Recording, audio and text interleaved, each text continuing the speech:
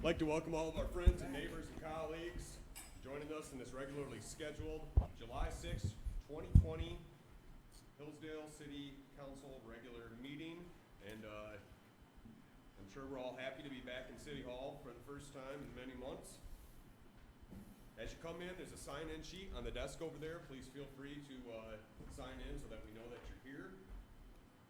City Clerk, may I please have a roll call vote? Councilperson Bell. Here. Briner. Veer. Here. Morrissey. Here. Sharp. Here. Stuchel. Here. Pratt. Sizer. Here. And Mayor Stockford. Here. All present. Thank you, Katie. We'll move into approval of agenda. City Manager or any members of council have any changes they'd like to make to the agenda tonight? Seeing no changes, I'd entertain a motion to approve the agenda as written. So moved. Support. Motion on the floor from Councilman Morrissey, seconded by Councilman Bell. May I please have a roll call vote, City Clerk? Councilperson Briner. Yes. Veer. Yes. Morrissey. Yes. Sharp. Yes. Stuchel. Yes. Pratt. Sizer. Yes. Mayor Stockford. Yes. Councilperson Bell. Yes. All approved. Thank you, Katie. We'll move into public comment on agenda items only during this time. Please state your name at the podium. Please limit your comments to 5 minutes. Please limit your trips to 1 to the podium. And please make sure whatever you are commenting on, that it has something to do with something that has a direct tie to the agenda. Now, if you're interested in commenting on items A or B, public hearing to declare 69 Westwood Street a nuisance and an ordinance to amend section 36-143 rezoning of 58 and 60 Northwest Street, and I would ask that you save your public comment for the public hearing. Podium's now open. Scott Ebner, Chief of Police, Fire Chief, City of Hillsdale. I have a couple comments regarding the traffic control orders under new business tonight. I feel a little compelled to clear something up. Some things that were said at the last council meeting, some things that have been said since, and now the fact that picture of my traffic control order regarding the parade street closures with my signature on is being used to, I guess if you will, justify the parade for people that opposed it or didn't think it should happen. Just for clarification, when I bring a signed traffic control order to council, that is not an endorsement of an event. That is merely means that all the paperwork for the request has been vetted, is complete. The fact that I signed the temporary traffic control order to bring to you is just so you have a complete set of paperwork to make your decision on. Again, not an endorsement. When I mean vetting, when we have a completed request for a right-of-way use application, we look at that. If we have to meet with the people, if it has to be a parade and go over the route, meet with the DPS regarding signage, regarding barricades. We take safety and security into consideration, have meetings on that. Again, nothing is signed, nothing is approved until all that has been done. There are many such requests that never make it to council because they're just not practical through that vetting process. They don't get to the point that we do all the signed paperwork to bring to council, such as if something's gonna cross the highway, certain 5Ks that wanna all be in the city, and there's just no way we can accommodate that. The collegiate bike race, the way that started for this spring, where we had several meetings and finally worked something out where it could go. But again, the TCOs with new business items tonight, they are signed as temporary, but that just means you guys have a full set of paperwork. We've done all the work ahead of time to bring to you for you guys to make the decision on that. The police department and my office, we're neutral. It doesn't matter if it's political, non-political, something we think's a good idea, something we think's a bad idea. We just look at it from all the aspects that I've stated. And then if it's going to come to you, we bring you a complete set of paperwork. If your desire is that we do not submit a signed temporary traffic control order before you guys make a decision, I'm fine with that. Just let me know. You can go through the city manager on that. Flexible on that, but I just want to make sure you guys knew there is no endorsement involved. That just means we've done all the legwork and meetings ahead of time before it came to you. Thank you. Thank you, Chief. And of course, we always want our police department to be neutral and non-political. We run into this stuff a lot, also with Planning Commission and Zoning Board of Appeals. Planning Commission approves things according to how the ordinances are written. They don't make political decisions, and the same thing with Zoning Board of Appeals. They either approve or they deny based on what the ordinances say and whether or not it meets a certain checklist verification that they have to follow. And that's how it should be in government. We don't want political appointed positions in the city. So thank you for your comments, Chief. Any more public comment?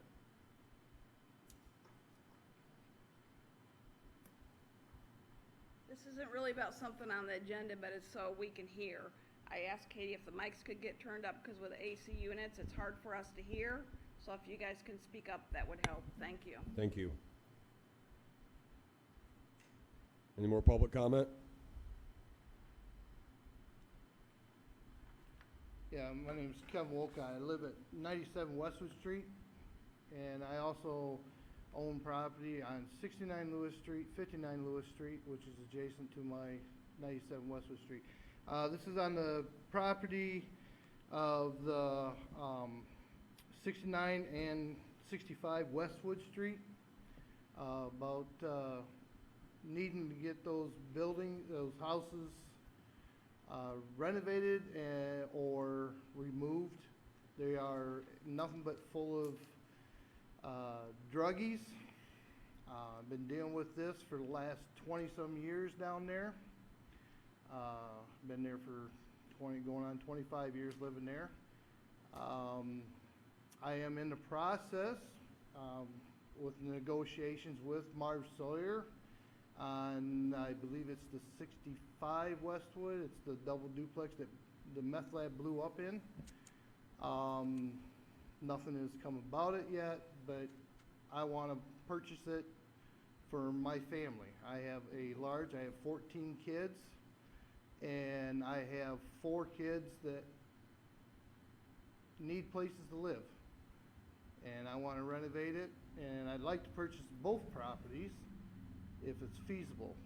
But one way or the other, we need to get something done with those homes. I'm really getting sick and tired of all the drugs, the people, druggies parking down the dead-end street. I've called the police multiple times. They come down, they ran them out. You know, we're doing everything we can down there, but I feel the city needs to do what they can to either force Marv to renovate the places and get them fixed back up, because it's killing my property value tremendously. And I'm trying to do everything I possibly can to get our area cleaned up. I bought that 69 Lewis property, and I've totally gutted all the brush, trees, everything, trying to get it, clean it up. So I'm here to say that we need to get rid of the drug problem on on Westwood Street down there. There's a lot of little kids that live around us. Neighbors across the street from us got some little kids that ride their bikes on the dead-end street. Neighbor lady next door to us got some little kids. We got to get rid of this. And I know the police department's been doing their utmost best to get rid of them. They've made multiple drug busts down there. But, with vacant houses, you got squatters that are going in there and staying and dealing their drugs out of it. So I'd just like to put my opinion out there on that. Thank you. Thank you, Kevin. I would also like to talk 65 and 69 Westwood. It's been probably 2 years since I heard something was going to be done there. Nothing's been done. And I know that the house, I have seen raccoons go in and out of there at 69. And that used to be 65, might be the one closest to Westwood. I can't remember 65 and 69. But it was a nice home at one time. It's just sad to see that home go down. And every place, I have a question though, in regards to this, some of these homes, I don't know who does your inspections, but I can't see how they can pass inspection. I think they just railroad it through, and I think I'm tired of seeing our neighborhood tore apart the way it is. And I think the landlords have to be accountable for some of this. But I think I'd like to see some action. I'm tired of it. Thank you. Thank you, sir. Didn't catch your name. Oh, Marvin Shaw, 60 Ripon Avenue. Thank you, Marvin. Thank you.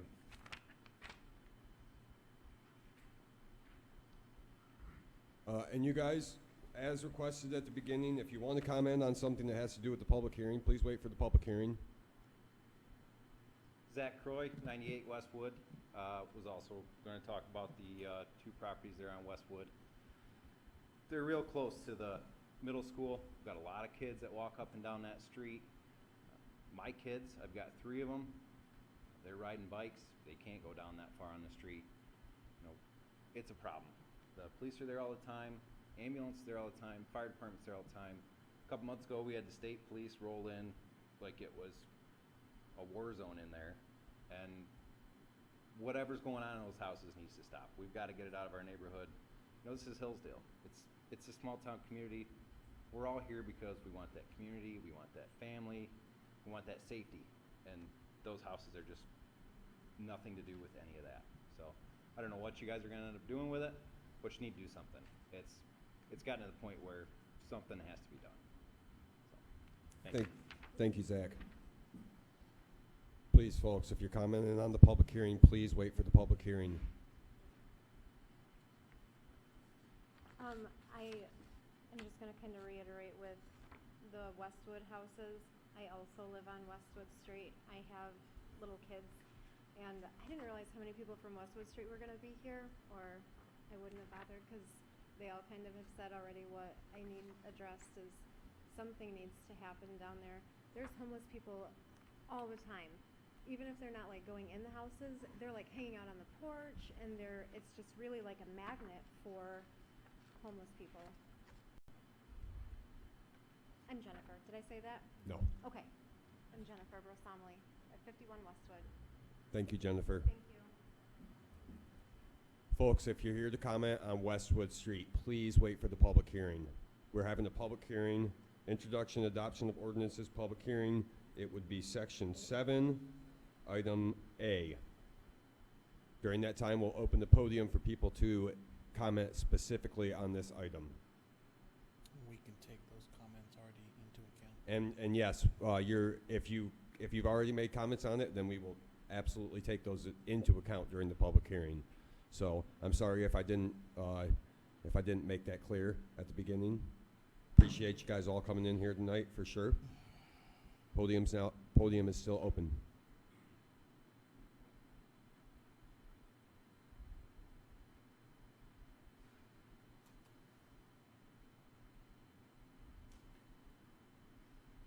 Seeing no more public comment, we'll close the podium. We'll move into the consent agenda. On the consent agenda, we've got approval of bills, city claims June 11th, BPU claims June 11th, payroll June 11th, city council minutes June 15th, the AAC minutes of March 7th, finance committee minutes of June 15th, EDC minutes of February 20th, planning commission minutes of May 19th.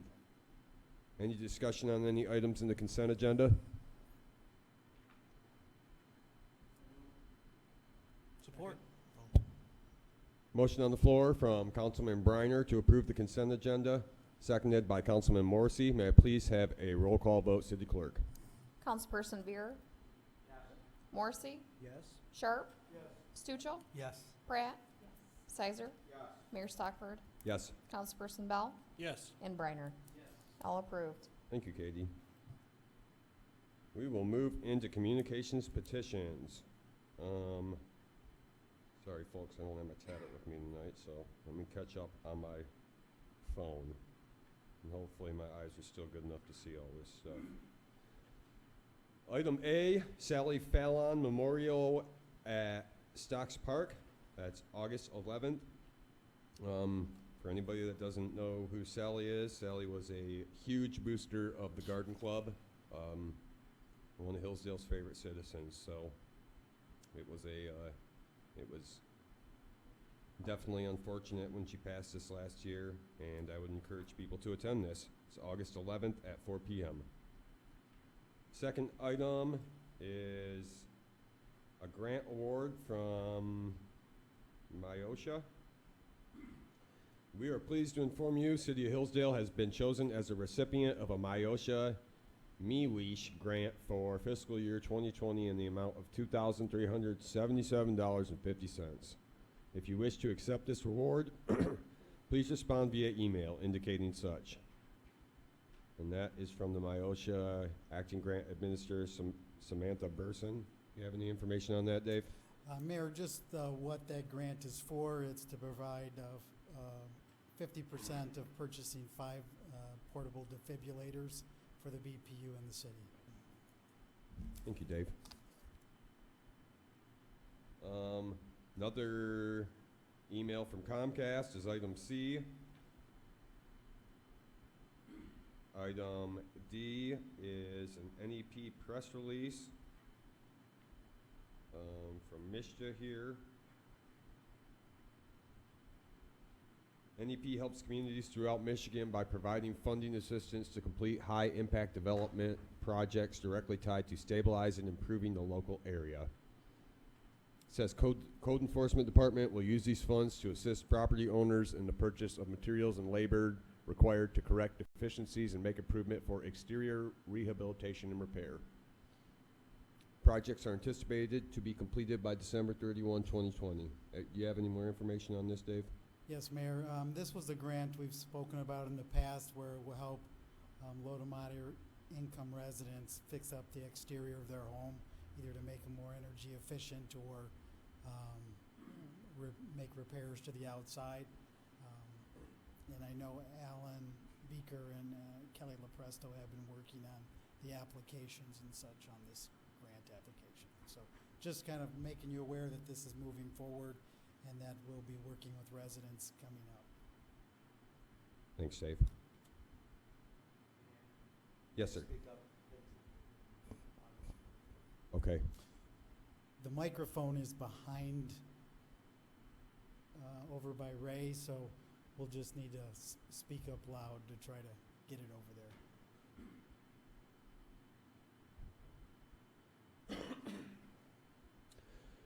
Okay, and finally, item E is more information about the census.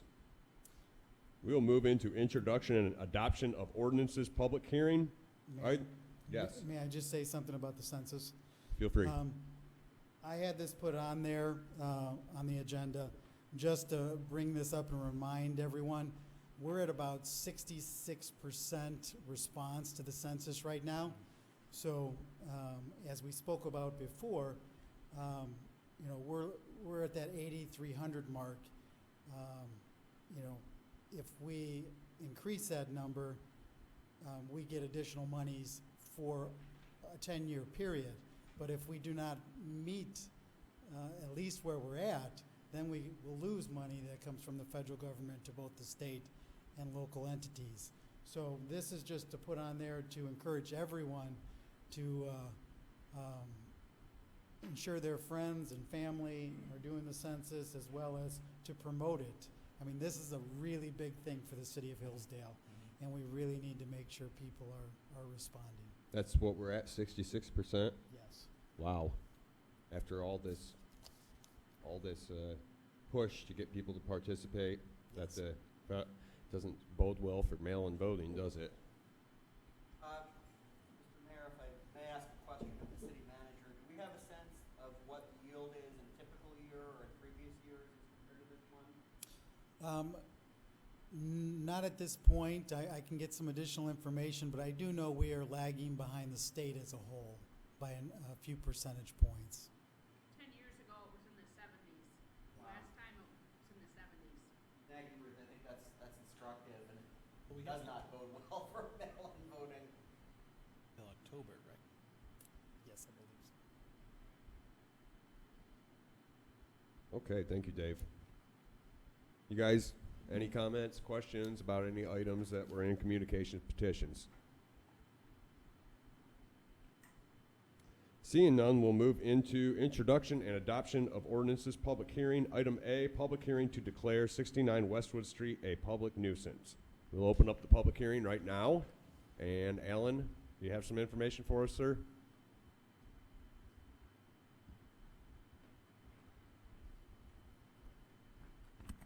So as we discussed at the last meeting,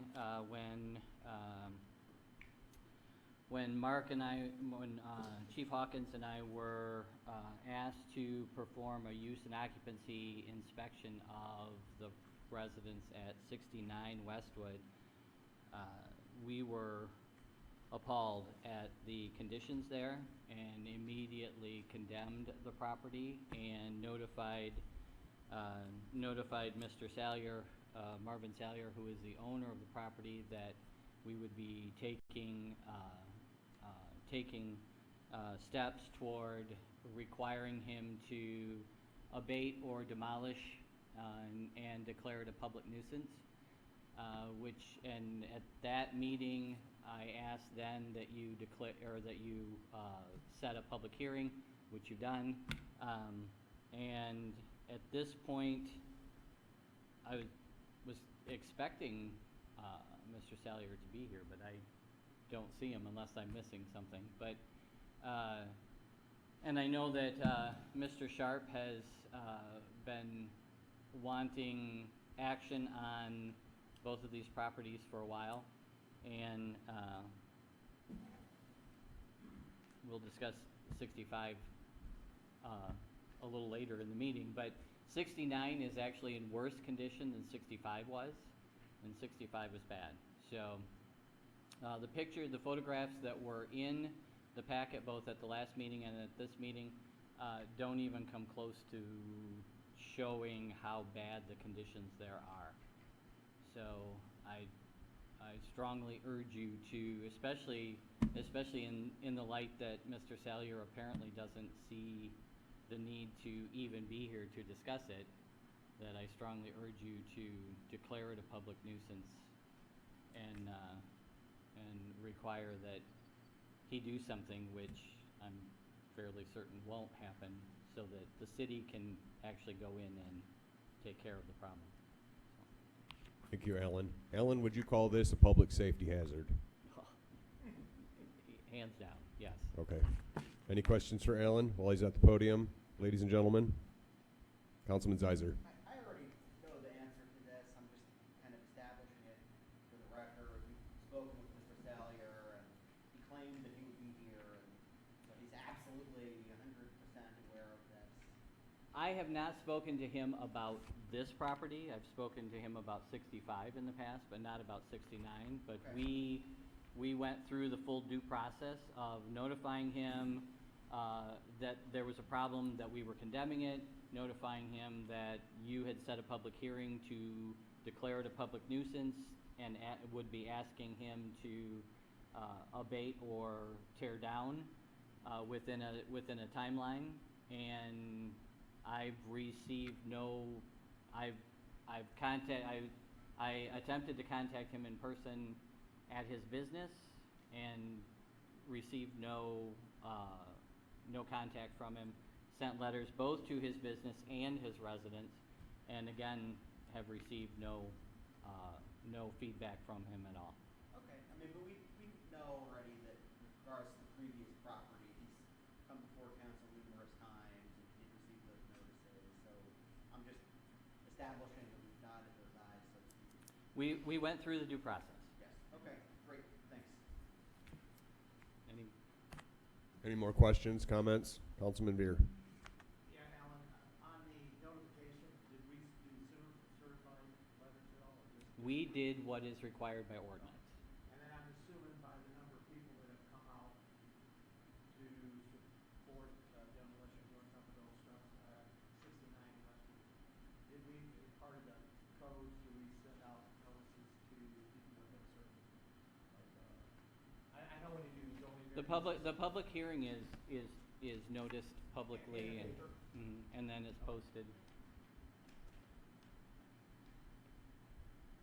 Any more questions for Alan?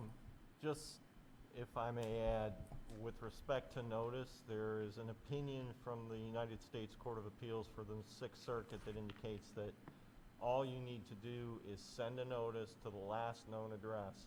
Whether or not they get it, it doesn't matter. That satisfies due process for this type of proceeding. And in fact, in that case, people didn't get it. They had changed addresses. The property was torn down by the city of Wyoming, Michigan, and the Sixth Circuit said, that's okay. You did what you're supposed to do to give them notice. And we've gone an extra step by sending notification to his place of employment as well. I got a question. The city sent a notification in the month of June to mow its lawn at 65, is that correct? I can't answer that because I know we sent notification. I can't Okay, answer to when. I can answer it. June 24th, somebody come over there and mowed both lawns finally. Yes. June 24th. The grass was at least 1.5 feet tall. And I know that we had notified him. We sent him the first notice probably mid to end of May. Would be my guess. But I'd like to continue on. If there's anybody else that's got other comments, Yeah, we'll open the podium up. I would rather just hold off any more on that. Oh, on 65? Oh, yeah. 65, Yeah. I'll save that for later. Yep. Councilman Beer? Yeah, Alan, and one other question, so we, condemn the property, and, schedule it to be torn down. Does the city have any authority in the process to, change the ownership prior to that and, award it to somebody else? No, that would be a taking of private property. Okay, so basically with council, as far as when we agree to tear it down, and we're given the 60 days, that if he doesn't do anything in those 60 days, the city is obligated to tear it down the next. The city is not obligated to, so what this procedure does is under city ordinance, it gives you the authority to declare the property condemned, to then require that he make any improvements that are necessary to bring the property into compliance with city ordinance. If he fails to do it, the city is then authorized at its election, if it wants to go on to the property, so that eliminates the idea of trespass or any kind of improper entry by city officials. You then have the legal authority to enter onto the property or any agents of the city to either bring it into compliance, to do that work, or to tear it down, either one. And the costs of that, to the extent you decide to do it, even though you're not obligated, get charged against the property as taxes. So that goes on basically the tax bill. If he sells the property, there's a tax lien on it that would have to get paid before the transfer could occur.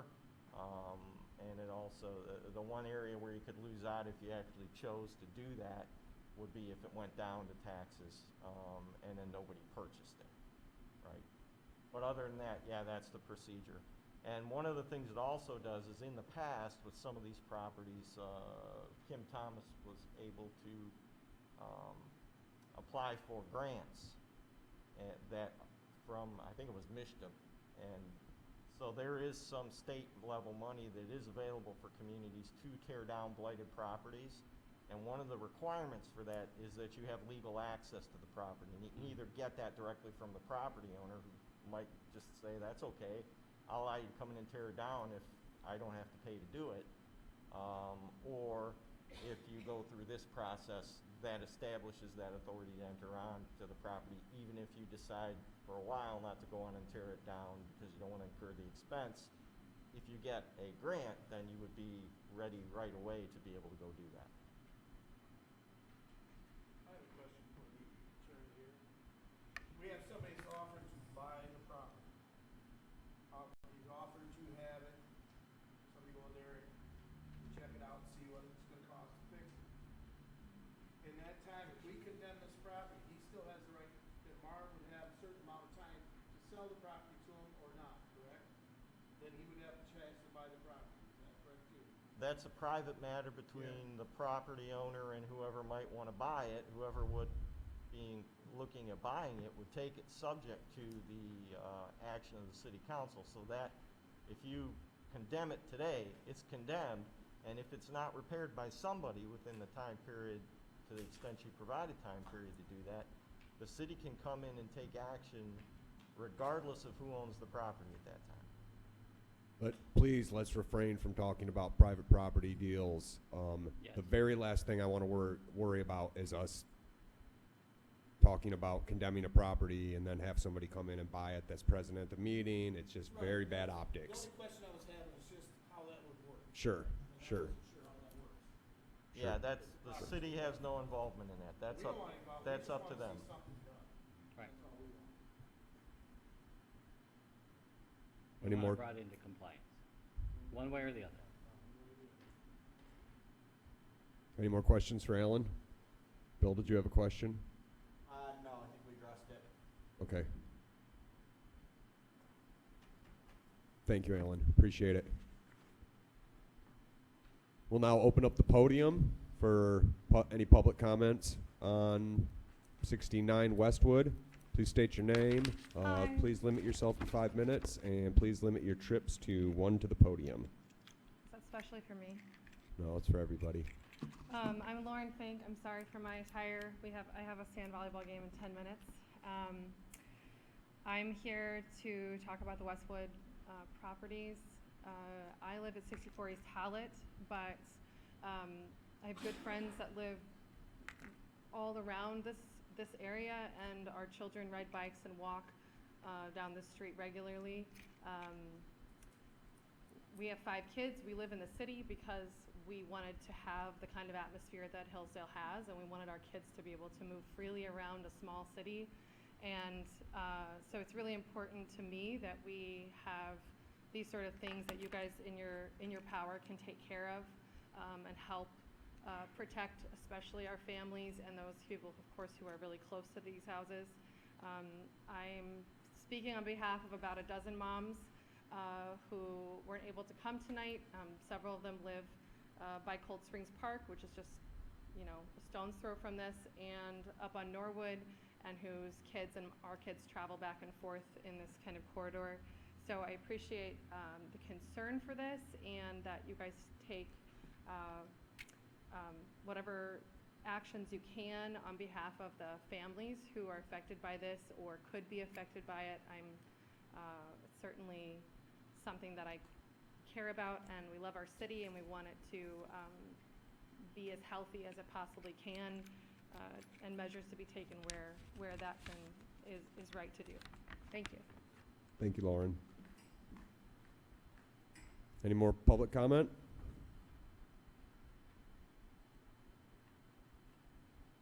Any more public comment regarding 69 Westwood?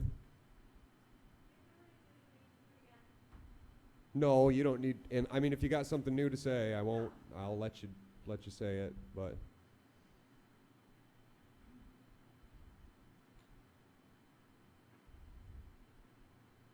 Okay, we'll close the podium. We'll open up the council table for discussion. Any council members have anything to say? Councilman Sharp? I'll start.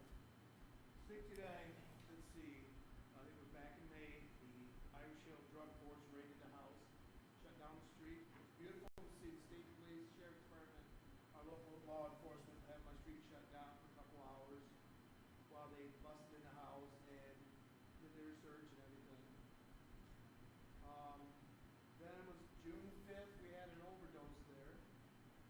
Police and fire were called. I've seen 2 of the tenants that live there, well, one of them lives there, come running out there, like when they heard the sirens coming, while the other lady was down. I believe the gentleman was doing CPR on her. The one guy turned around, told the lady, turn around, go back to the house, don't come with me. Because obviously there was something about that gentleman there, I think he was wanted. He ran through a yard, disappeared. This house at 69 has been known for having traffic in there in the middle of the night all the time, coming in and out. This is my neighborhood. Our neighbors want a safe neighborhood. It's continued to go on. It's not, in this area, we have 3 schools within a 3-block area. 3 schools, Davis, the high school, and Geyer. we have, my neighbors will refuse to let their kids ride on that side of the street because of those two houses.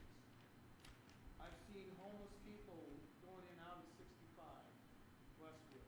The windows open, there's 3 blocks there, they're going in and out of it at night.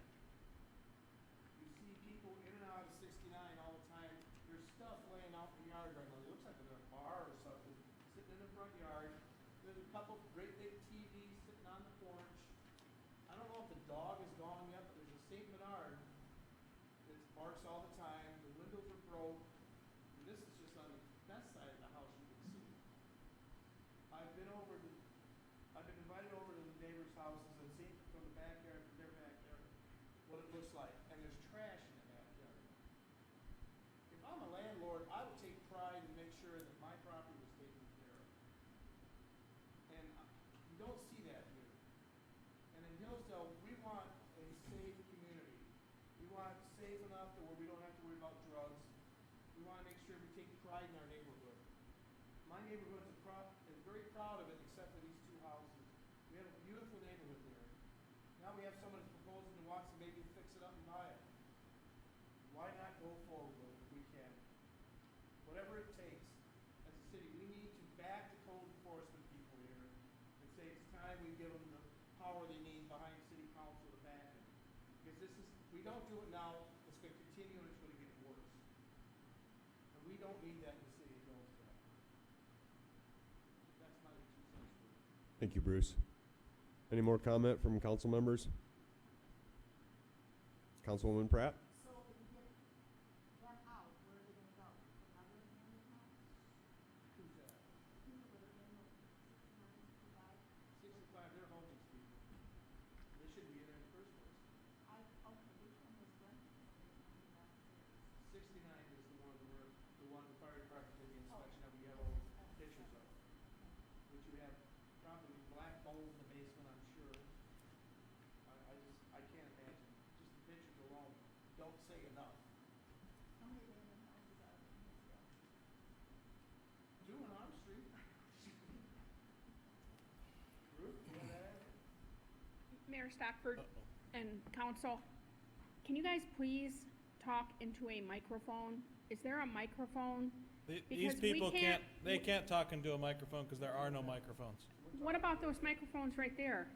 I mean, we can't hear and we want to hear, that's all. I mean, I'm just asking. We The wanna front hear. row will have to speak up like this. Even you guys in the back need to speak up. These air conditioners are. Me too. Thought I got off that. I guess my fear is that they come out of there and they'll go someplace else as well. Okay, so my point is this, if you're saying we let them stay there and squat, No, it's not next day, like you said, when they're gone, where are they gonna go? If they're homeless. they're homeless, that's where the task force is going to be working on, the homeless task force. But right now, That's it's a just for that problem in my meeting. neighborhood. That's just for the go-to meeting. Dave, did, I've got my constituents Yeah, that's show just up go-to tonight, meeting microphone. get their opinion. I could have filled this room. Trust me, I didn't do that. But I could have brought more people here.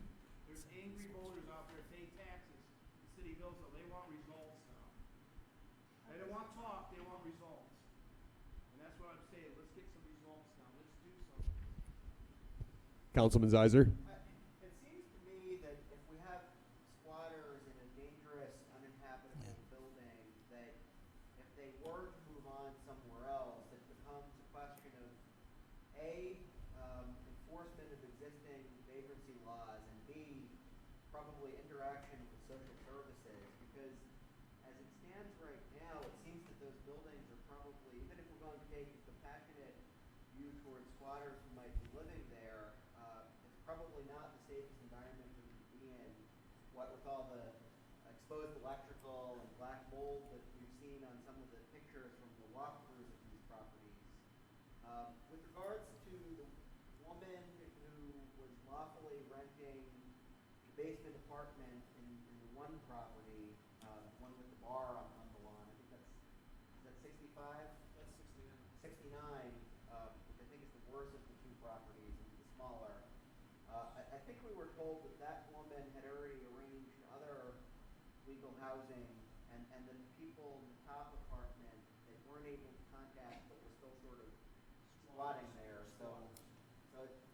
it is, I see what you're saying, it's a multifaceted problem, and we don't want to kind of literally kick people out on the streets, but effectively, we're dealing with people who already are on the streets, they're already in a dangerous situation. So at the time that the complaint came in, it was actually the tenant that complained about the conditions of the property. At that point, I told her that without the owner or the tenant's permission, we could not go in, and I asked her then, since the property did not have a use and occupancy permit, would she allow us to do the inspection? She said yes. She filled out the application. And at that point, she told me that when Mr. Salyer rented her the property, he told her that he knew it required a use and occupancy permit, but he knew it would not pass and probably would be condemned at that point. She still chose to rent it. And I informed her at that point, I said, you do realize that if the conditions are as bad as he claims they are, and we go in there and they really are that bad, we will condemn it and you will be forced to move out. Do you have a place to stay? And at that point she said that yes, she was already looking for a place and she had leads on apartments and that she could be out. I did speak to her the following Monday, because this was on a Thursday, I believe. I spoke to her the following Monday.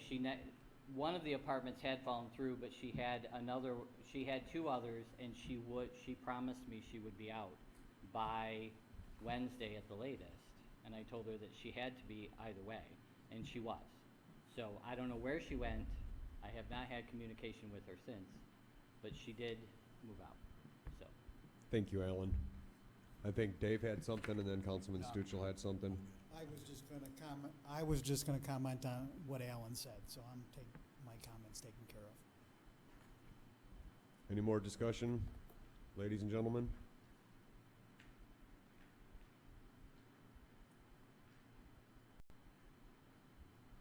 Do I have a motion to declare 69 Westwood Street a public nuisance? Support.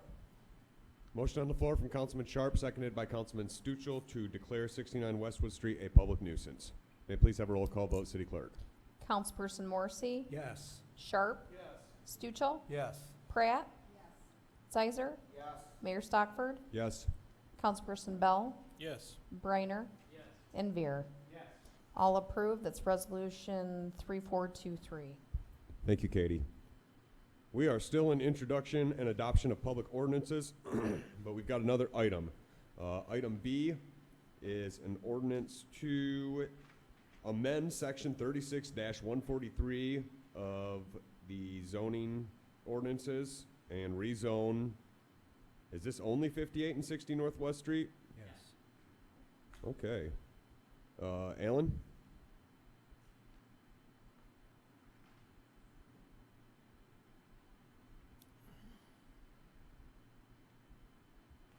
So 58 and 60 Northwest, I'm sure you all recall the development that was proposed last fall that the neighborhood vehemently objected to because of the type of development that it was going to be, that it was going to raise those two properties as well as two others and would be replaced by multi-tenant construction. Yes, sir. So at that point, that project went away, and around January, Mary, around January or so, a local developer actually came forward and was interested in developing those two properties. However, he had run the numbers, and in order to make that work, and in order to actually be eligible to some grants that are out there, it would have to be a mixed-use development, which means it would need to have the ability to have both retail or commercial space and residential space. RM1, which is the current zoning district, does not allow for mixed use. It only allows for multiple tenant residential. So the B1 district, however, which is local business, does allow for limited mixed-use developments if they are small and promote businesses that work for the neighborhood. And the nice thing about B1 is you can spot zone is one of the terms, but you can zone one or two properties, or, you know, a smaller amount of properties rather than doing a whole block or part of a block or whatever.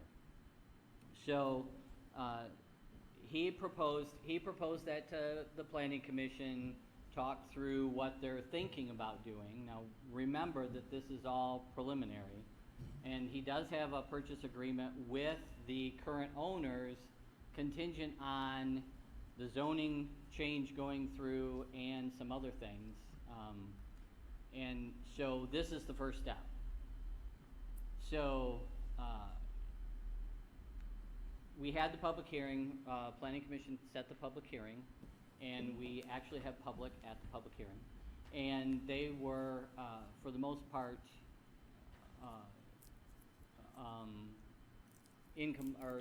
liked the idea. So there was one question that did come up. There is a line in the ordinance that restricts having residential units on the ground floor, but the terminology is really vague, and you can read it several different ways, so that's not going to be a problem, because he's planning on eventually redoing the lower levels or the basements, which are already partial basements. You know, they're already partially exposed, and opening those up so that the whole back is open as a storefront. So, but neither here nor there, he hasn't submitted anything except for ideas and concepts. So we have no site plans to review. There are no actual plans on the table. At this point, it is strictly about rezoning those two properties to B1 in the hopes that this developer can come in and actually do something with those two buildings rather than just tearing them down. So, and then one of the things that he left behind just is the pretty picture of what he's proposing they look like when it's all done. Beautiful. So, and this is definitely just a pretty picture at this point. There is nothing that says this is exactly what it'll look like, but this is the overall concept. He is the same developer that is doing 153 Hillsdale Street. If you remember the house that hovered in the air for about 6 months, and what it looked like when he purchased it versus what it looks like now, he's compassionate about historic architecture and historic properties. His wife especially, and so they're both passionate about renovating and rehabilitating, not restoring, those two properties so that they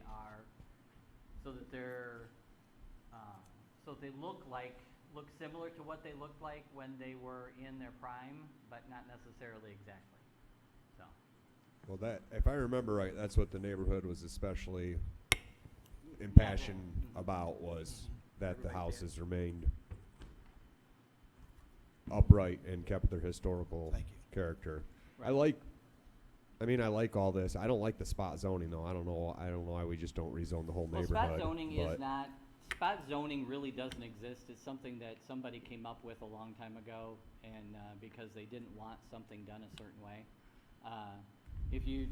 So B1 is actually created to be that type of zoning, so that you can take one or two properties on the corner or in the middle of a block, renovate them, and make a pizza place or an ice cream place like what the Edward Jones building was when it was rezoned as, and that was actually rezoned B3, but because of the drive-through.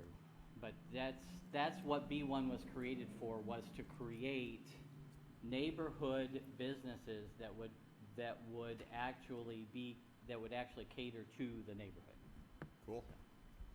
Councilman Zeiser? Well, I think this would be a godsend if it went could hope for, as of those last meetings we had about previous plans for the properties. And certainly it didn't seem at that time that there were many things that would make any builds on that property economically feasible. So I'm glad something might work out, and certainly the renderings look beautiful. I'm also glad you clarified. Just remember, it's just a pretty I know picture. they're just renderings, and you're not. And also, I mean, I could have made the joke that the renderings also make the surrounding properties disappear. It looks like there's a leafy meadow behind them in the rendering. And actually, if you actually are standing on the sidewalk looking back, because those lots are unusually deep, and there's actually a tree line along there, that is actually what you see. Kind of recessed. Mhm. The only thing that I'll say, just to echo, I think in line with what Mr. Mayor is saying, I tend not to like that sort of chicanery where we kind of give exceptions. So my hope would be if we do this, that we look for other ways to proactively work with people.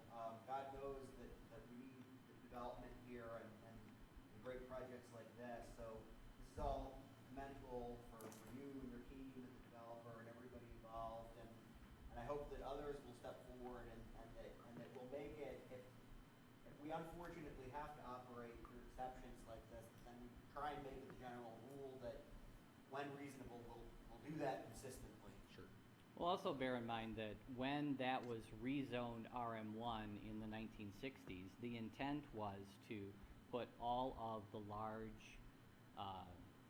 large apartment complexes there, and only there. One, right. So that's how 45 came to be, 45 Northwest. That's how 32 East Carlton came to be, and that's why the developer that was interested in putting up that 3-story, 50-unit building was because that was where the city had in the 1960s intended all of those to go. So this actually begins to change that goal. Yeah, I think that overall that's commendable. I mean, you don't necessarily want to restrict people because people in the 60s made a decision that might be out of step with the present. I realize that this is speculative at this point, but do you have any sense, because it is kind of a mixed-use business and residential, in similar developments, what types or character of businesses wind up on the ground floors? So, Mary, what was he planning? He is open to pretty much anyone who will rent, although Right. not really. I mean, he wants Right. something like a coffee shop, a co-working space, a daycare, There was a law office. a bike shop. Yeah, law offices, dentist offices, insurance agencies. Yeah, I could see something like that. A lawyer's office, because the one property was, the history of the one property was built by A judge? Yeah. So there's like this historical precedent. Yeah, so for 58 legal was originally built by a judge. Mr. Mayor, Councilman Stuchel. you know, we shouldn't get hung up on speculating what kind of little business is gonna go in here. We're talking about, you know, historical development, which is economic development for our downtown. And what this developer's already done in Jonesville and what he's doing on Hillsdale Street is phenomenal work, beautiful work.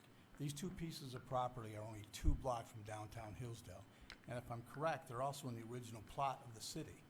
Yeah. This is huge. These are people bringing in private funds to enhance our city, enhance our tax base, enhance our quality of life, enhance quality of living for a lot of people.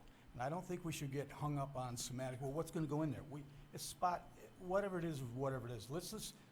I think our role as council is to work with these developers and help knock down these little hurdles so they can continue to move forward and work with the state to bring this kind of money into our downtown Hillsdale. Thank you. Thank you, Councilman Stuchel. Councilman Sharp. Thank God it's in my ward. This has been a nightmare for years. And of course, it was owned by somebody we already discussed. And it's great to see that somebody finally wants to do something with it. And I'm all for it. I mean, there's the historical value in the one house. But those 2 houses, they've got so much potential. And whatever it takes, let's do Councilman Bell. Hey, Alan, this RM1 designation, if we change it to B1, would prevent multi-apartment dwelling, correct? Basically, I mean, my question. It would still allow for multiple residential units, but they would have to be smaller. They would have to be more in line with what's there currently. Because they would have to have a business. You wouldn't be able to. Mixed use. Yeah, and you wouldn't be able to build a 50 or 60 unit development there. And then my other question is, let's say like we make this designation, funds dry up, it all falls through, whatever. Is it possible that somebody else could buy those and say, I'm going to demolish them and just make my own chic hair salon or whatever? I mean, I'm not making an argument what Greg is saying. I think he. But you are correct that also opens it up for others that if Mr. Norton decides, you know what, I can't make this work, and I'm not going to move forward with this. As B1, it would still open it up for someone else to come in and either tear down and do a new build, but they would still have to create businesses that were small, local businesses that would enhance and help the neighborhood. You wouldn't be able to do the multiple tenant. I think, based on the comments of all the people who showed up for those two meetings, I mean, this is a win for the neighborhood. I don't think Councilman Zeiser, maybe I'm wrong, but was saying we got to talk about what's going in there before we decide on this. I think he was just curious. Yeah, that's just speculative, because I know that people would be interested in that. I don't think we should make that a contingent point. Right. No, I think if anything, I echo Councilman Stuchel that it's stupendous that, I mean, I did not think for the world that would be an economically feasible project. So the fact that it is, and we're kind of preserving the historic value of these properties to boot is wonderful. Any more questions or comments for Alan, or just in general? Councilman Beer? Yeah, Alan, I was just more on the process. So Will was, you're on the planning commission or the zoning board. So then he had a public hearing, and then as part of their zones, in this case, when you're changing the zoning, you would actually send out letters to the people. Already did. Okay, to like, what is it, 500 feet? 300. 300 feet from the property. Yep. So as part of the planning zone, or the planning commission public hearing, at the time that planning commission set the public hearing, between 15 and 21 days prior to that hearing, a letter was sent out to all of the property owners within 300 feet with a statement of what was going to be happening, and asked that if they that they would come to the public hearing and express their feelings both for or against,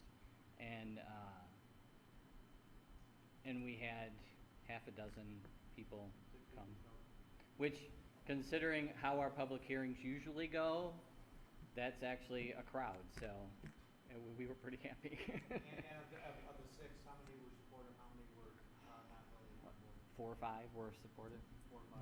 Yeah, there was one person who had reservations, and the only reservation was that she felt she didn't see the details of the plan. And as Alan has explained at this meeting, that's premature. We're not looking at site plans or anything like that. We're just talking about rezoning the two properties. And I tried to explain that at the meeting, and Alan did a great job talking about that here. And her concerns were from that other development when they put the Right. dumpsters in her backyard. So Yeah. that's why she had reservations. All right, well, any more questions, comments for Alan before I open up the podium, public comment? Thanks for your work on this, Alan.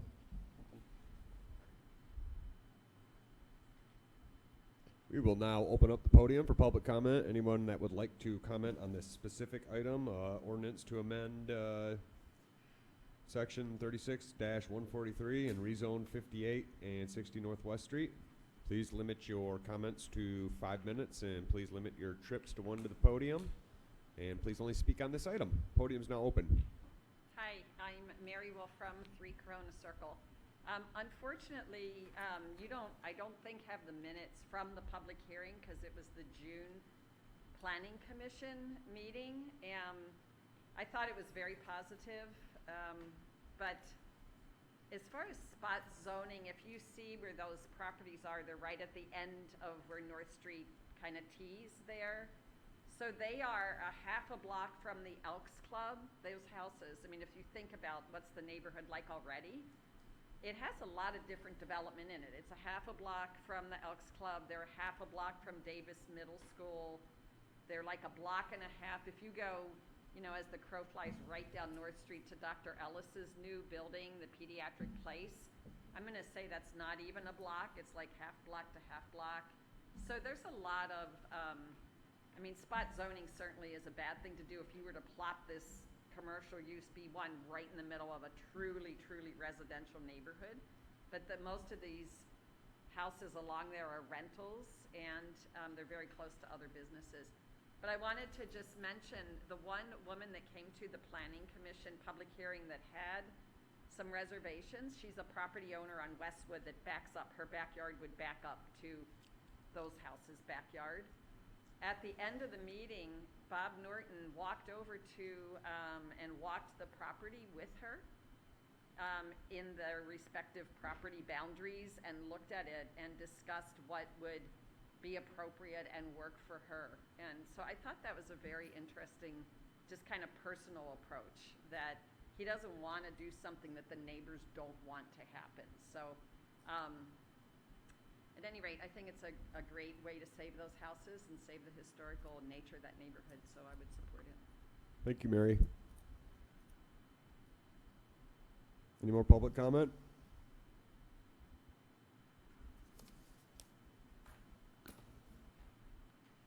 Jack McLean. I was actually at the meeting.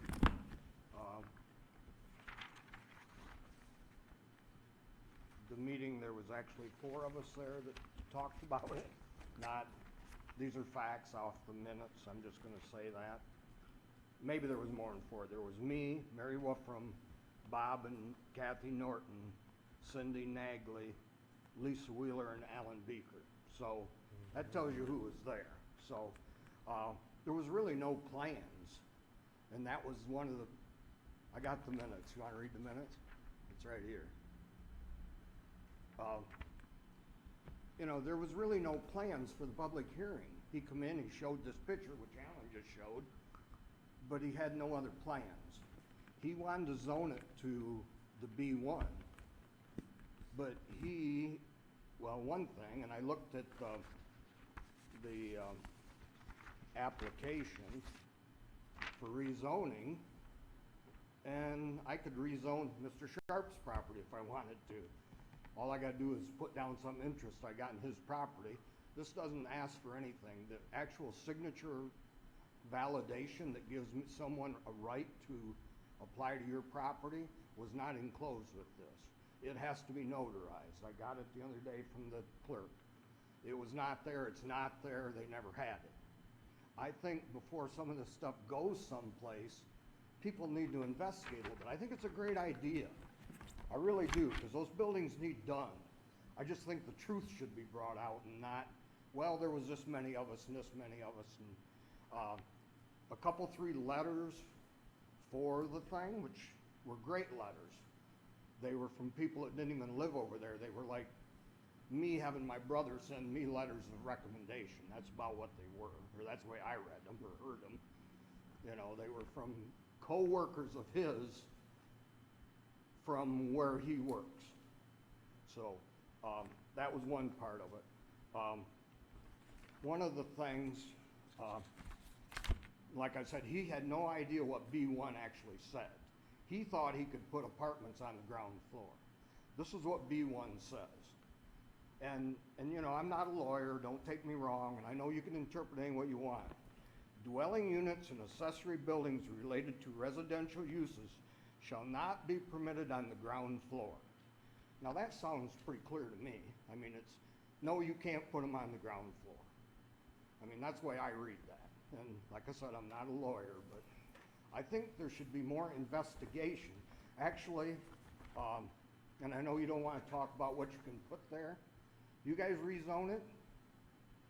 Let's say I bought it, I can put a gas station there because that's what B1 lets me do.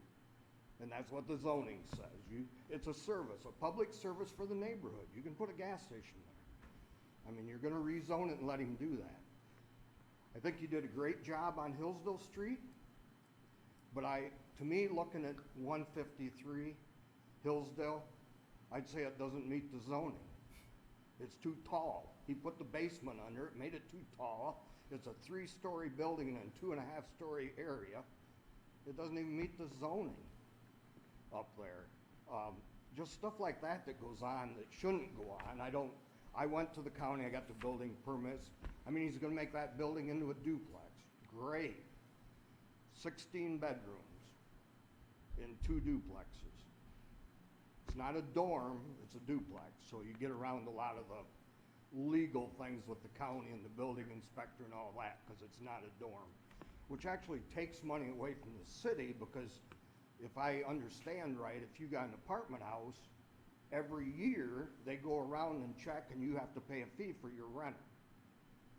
And if I'm there 6 months and moves out and somebody else moves in, then that person has to pay that fee. I don't know if that happens. I don't see it. I mean, you can't see that kind of stuff because it's not public information or whatever. I just think it's a great project. It's going to make that building look great. But I think it needs to meet the zoning. If he wants B1, then let him have B1. Let him do, but he wants to make it mostly apartments, because that's where your money is in the apartments. And then, of course, he wants a tax abatement, which he brought up, that he would look for in the future. And then he also, if he doesn't do it as a B1, a business district, like Alan said, there's grant money he can't get out. So it's not someone bringing private money in, it's all of us throwing money in the pot, because we're all taxpayers. So all that grant money, that doesn't come from God Almighty, that comes from all of us. So before stuff is voted on, and not just this, but other stuff, I think there should be better packets put out, like the Planning Commission. I know they voted to approve it, but they didn't really have a packet. They didn't have a floor plan. They had nothing except the outside view of a beautiful building. That's all it was, you know, and I don't think that's right. I just don't. I want to go, and I know I'm getting close to my time, I want to go to the homeless people that live in there. I've looked, I can't find anything on this homeless task force. No meetings, no nothing out there in the public anyhow. Is that thing even a go, or is it just it was a go, but it fell with a... Your time's up, Jack. Thank you. Thank you. We had one meeting with the homeless task force. We had one electronic meeting. I don't know, end of May. We've got another one scheduled, an in-person meeting at Sozo Church in a couple weeks. I'll make sure. Should be posted. It's probably not posted yet to the city's page, but it will be soon. But I'll make sure if you want to come, you have an invitation. Thanks, Jack. Any more public comment? Yeah, Dennis Wayne Scott, 34 Garden Street. I know I was one of them that was against it when we were going to put the apartment house in there because of Hilltop and stuff. But I think this here would be a great idea. You know, something like 42 Union, you know, they've got businesses on the bottom and they got the apartments up at top. And I wouldn't see a problem with that in that neighborhood. Plus, the clientele that you're getting there are going to be a little bit more updated, I can say, if that's the right words to use, that, you know, you wouldn't have to worry about possibly the drugs and stuff that could be coming out of an area. Because I'm more concerned about the elderly that's in, you know, Hilltop there, and the elderly that's in the area there, plus the schools, because my children and my grandchildren both went to Davis School, and, you know, that community and that area should be safe and open and to the safety of the kids and the people that live there. And I think this would beautify the area in there too by putting something like this in there. So I think it's a great idea. Thank you. Thank you, Dennis. Any more public comment? Any discussion at the council table?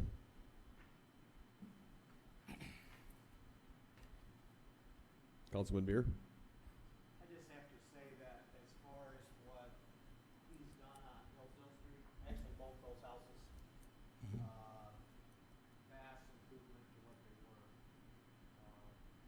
And I'm sure that would correlate to higher taxes coming into the city.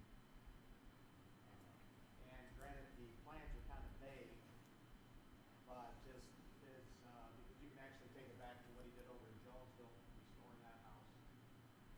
And I can't see all three of those properties being done with our money. He's putting a lot of his own money into it. And so for that reason, I have to, even though it's vague, but how long have those properties been vacant over there now? 6, 7 years? Since 2012 or 13? 13, okay. So, quite a long time, and we already tried another avenue with the, you know, the apartments, and the residents came out in droves to not support that, so, I think this would be, a good thing to get behind and support. I can't see where the city would really be ill-suited, because I really don't see him backing out. Councilman Stuchel? I'd just like to add to that. I mean, this is a local developer. I mean, he's a local resident who's putting money into our own communities. So, I mean, why wouldn't he go first class? He's always proven that. Any more comments?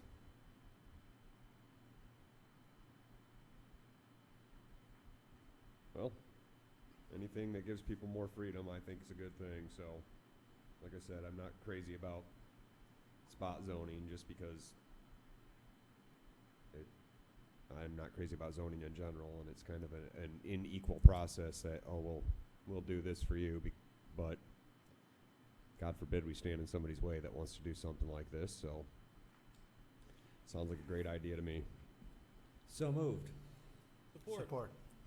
Motion on the floor from Councilman Morrissey, seconded by Councilman Bell, to amend section 36-143 and rezone 58 and 60 Northwest Street. May I please have a roll call vote, City Clerk? Councilperson Sharp? Yes. Stuchel? Yes. Pratt?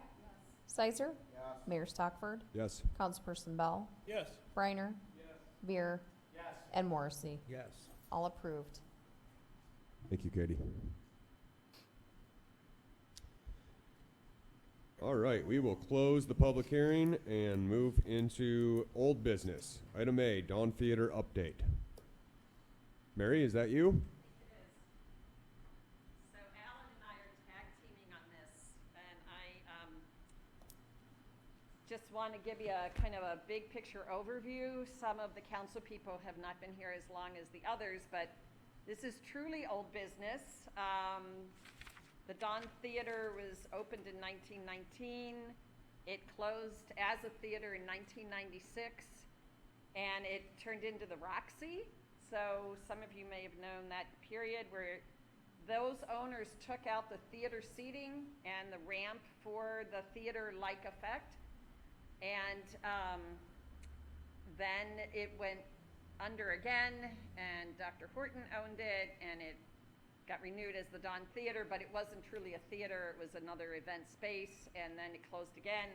Tifa bought it in 2016 with the hopes of getting it developed. At that time, Tifa contracted with an architectural firm that did structural engineering studies to make sure that it was structurally sound. It is. A business plan was developed, and in April of 2019, last year, we got a $1.4 million grant from MEDC to rehab it.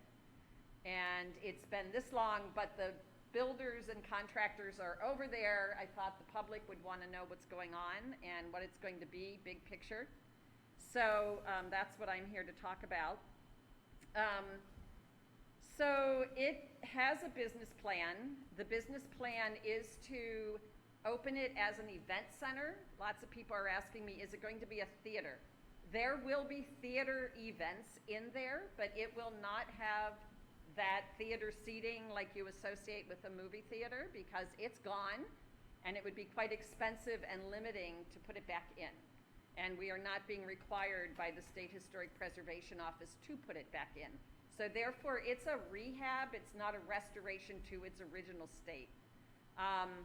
There will be a public-private kind of combination of use of that facility.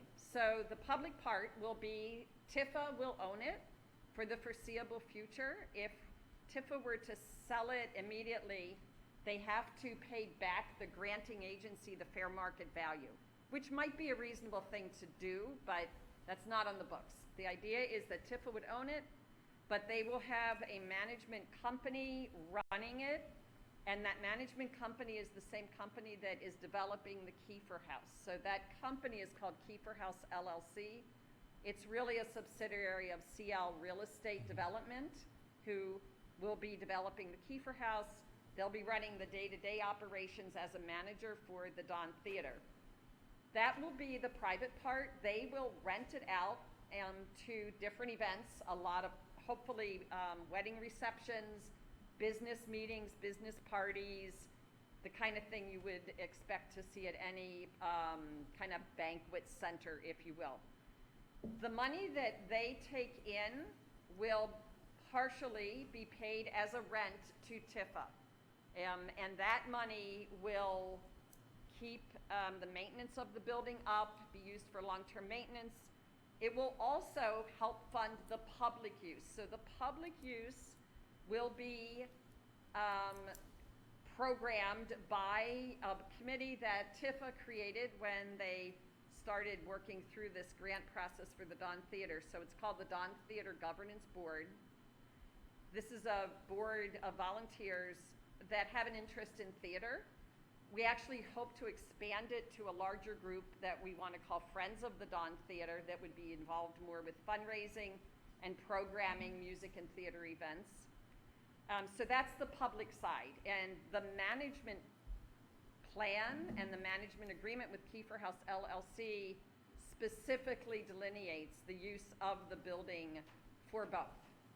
So in answer to what's it going to be? It's going to be an event center. It's going to be a community center. There will be some just very maybe like free events, low cost, donations only kind of events that the governance board will put on. There will also be private rental events that you will be able to have for a birthday party or a family reunion or something like that. Will it be a theater? We will have theater events in there. Will it have a ramped floor with theater seating? No, it will not. That really limits the use. You don't want to do that to yourself almost, you know, even if you had to. But so that, I think, is the big picture. And then Alan's going to talk about physically what they're doing over there. I want to just mention he's going to mention the mechanics of the physical restoration that's going on. I want to just mention briefly the mechanics of the grant. So it is a grant. We don't have to pay it back. It's not a loan. Up to $1.4 million. However, it's not like a check that they just sent us. Like Bonnie did not get a check to deposit in the bank for $1.4 million. She would love that, but that doesn't happen. The way it works is when we spend the money, we pay the contractor, who is local. Folk Construction was the low bid and got the contract. We then send that whole statement thing up to MEDC and we get reimbursed. So that's how the mechanics of the money flows. That grant only pays for the building rehab. It doesn't pay for any of the furnishings or any of the equipment that will be needed. So Kiefer House LLC is providing approximately $100,000 in FF&E. So tables, chairs, all the banquet kind of, necessities that they will use primarily, but that any of the events that go in there for the community that the governance board sets up they are allowed and will use those same furnishings. They're also paying for upgrades beyond what the grant pays for, so things like lighting that would be a basic lighting that could be covered by the grant, they may upgrade to a more attractive banquet type lighting or fixture of some sort. In addition, though, there will be a need for fundraising, and that's part of what the Dawn Theater Governance Board is about and part of what the Friends of the Dawn Theater are about, and I'm hoping to engender a lot of positive response in the community. So we hope to work with other fundraising groups to help us, because we want to have film in there. It was a movie house. It was the only movie house in Hillsdale for 77 years. I mean, that's where my kids saw their first movie. Lots of people have stories about their first date at the Dawn Theater and so on. So we want to have a theater-grade projector, acoustic system, speakers, lighting, and that's going to take money. The grant doesn't cover any of that. At the same time, there is the original Wurlitzer theater organ in Hillsdale. It's one of 13 Wurlitzer organs ever made that are still in the same home that they were built for. I mean, it's not like physically in there right now. There's only 13 left in the world. This is the only one going back in its same home. So, pretty special. And we hope to raise the money to restore that. That's not tomorrow, but it is a future project. So now I think Alan's going to talk about the actual, where we're at over there. So as most of you have seen the scaffold on the front of the building, there's also a scaffold on the back of the building too, you just can't see it. But so we are in the process currently of working on the envelope. So they are currently focusing on, this part is actually restoring the brick facade, the only semi-pretty part of the outside of the building. And that's ongoing. They're about halfway up the facade at the moment. And then there are some cinder block repairs that are going to have to be done in the back, that it experienced some water damage that became much worse, much faster than anybody expected. And then right now, Folk is on the inside tearing out. I don't know how many of you remember the old, or even know about the old wall finish that was in there. Was actually it was referred to as new wood at the time that it was actually put up in 1922 or so, and it's actually cardboard, and it was painted. It was a great acoustic material. It is a lousy finish. It's extremely, as you can imagine, it's extremely susceptible to dings and breakage. And when you leave a building sit without heat, without climate control, it's also extremely susceptible to moisture. And so a lot of it, the original was hoping to just repair and replace that, but as moisture got to it, it all curled off the wall. So that's all coming down, which actually we're getting a better product in the end. But that's all coming out, and in the process, we're exposing the original plaster and the original paint scheme, and that is what we will be restoring to, or rehabbing to. We're not actually restoring, and that's a hard term to keep away when you're. But don't ever let SHPO hear you say restore, because then you can triple your costs. But it's. Folk is planning on starting the roof tear off probably middle of next month, so that the intent is to have the entire envelope completely finished by the time the snow flies in September, October. And then they will truly focus on the inside, although they'll be doing a lot of all of it. they have to be completed by the 30th of April of 2021 in order to, because we haven't heard anything from MEDC that says, yeah, because of COVID and everything, we're going to let you extend your deadline. As far as we know, April of 2021 is our deadline, and they're hot and heavy in there. So. Thanks, Alan. Hey, Alan, since this is billed as a connected project always, and we have Kiefer coming in to manage, we haven't seen a hammer swing yet at Kiefer. Do you have any update on that? I do not. Okay. I do not. I know they're still working some things out with the state. But I'm a little worried about having them manage this property without well, any commitment on. They have the contractor. Yep. They're all ready. They've got all their permits. Yeah. They have their contractor. They're ready to start swinging hammers, but I know there are some other things with COVID that has slowed things down. So. My understanding with COVID in the state, the state's postponed something until like October. It's just because of COVID, it's the budget-wise is what I understand. The state or the Kiefer house? The state. Kiefer's already got their contractors, their bids. They're ready to go too. We're waiting on the state for something on state. Kiefer? They That's were, my understanding. there was a certain plan that they had for the finances, Mm-hmm. COVID, and they were all ready to go to get the final approvals on that when COVID struck, and so everything was postponed. Just part of that energy in the efficiency process, stuff. However, during that process, they started looking at alternative plans, and right now it's figuring out which one is going to work because the state is saying some things, and so. But their intent, the last I heard, their intent is still to be swinging hammers by the fall. Yep. That's what I heard too. Thanks, Alan. Any questions for Alan? Thank you, Alan. Any council discussion on the Dawn? Dun, dun, dun, dun. Just, if I may add, just the Wurlitzer organ that Mary brought up. There are only 13 Wurlitzers in the world. It's a true piece of Americana, And if we could raise the money to have this one restored, this is the only one that goes back in the original home it came from, which will make it pretty unique. And if you've never heard of Wurlitzer, you're missing a lot.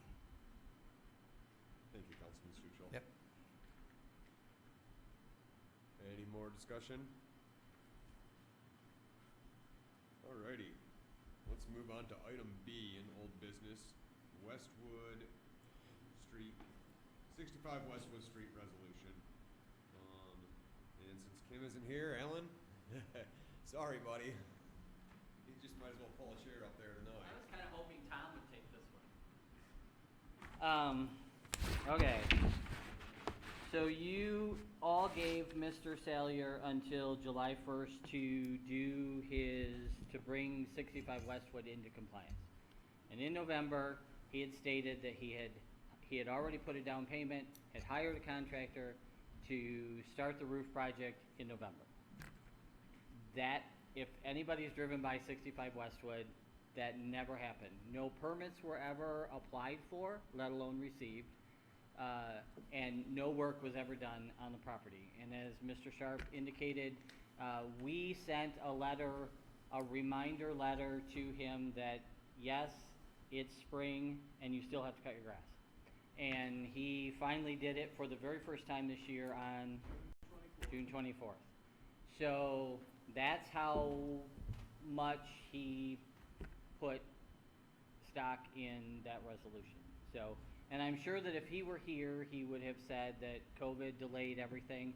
However, roofing was still considered an essential job, and roofers were still working. And there was no reason why he couldn't have continued to at least gotten the roof done and the windows in to enclose the envelope. But he didn't even do that. There has been absolutely nothing done on the property since he was here last November. Nothing. Well, okay, he cut the grass in June. But other than that, he has done nothing on the property. Here's my concern, and it's obvious he's not gonna do anything with the property. I mean, I think that's pretty clear. So, I am worried about the COVID stuff though. Could he come back later and say, you know, he didn't get rent payments because the governor put a freeze on rent and He didn't have any everybody else renters. got extensions on, I'm talking about this is his business. He's got rental properties. And I'm talking about, is it possible that he can say, you know, people got, everybody got extensions for everything, but the city government said I had till July 1st and then Except that from November until March, March 17th. I'm asking for legal advice from Tom, Alan. No. Pretty That's the simply. best answer I've ever heard. Yeah. Don't he- say anything else, just he- mic drop. He doesn't have any way to get it to city. Well, I mean, I think it's pretty clear that He's not Clark's gonna interested. do anything with the house.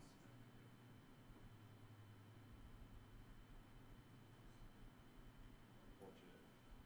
I don't know if any of us actually thought he was going to or not, but I just don't want to vote to take you guys' property away. But No, Mr. Mayor, I think we, you know, we shown that we value private property and working with them as much as possible. It's not the house that he lives in, and he's really trying to keep up something to be able to live there. That would probably be a little bit of a different situation. You know, he's got other properties. He's been given, I think, like this is the 4th chance or something on this house. So I don't think that we can be accused of not valuing his private property rights. Of course, the laws are written in such a way that we could have a long discussion about whether they're just or not.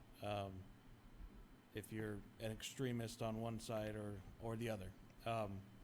But I think in this situation, it makes most sense to proceed and with just for the record, knowing that we've given him as much opportunity as we possibly can to make it right.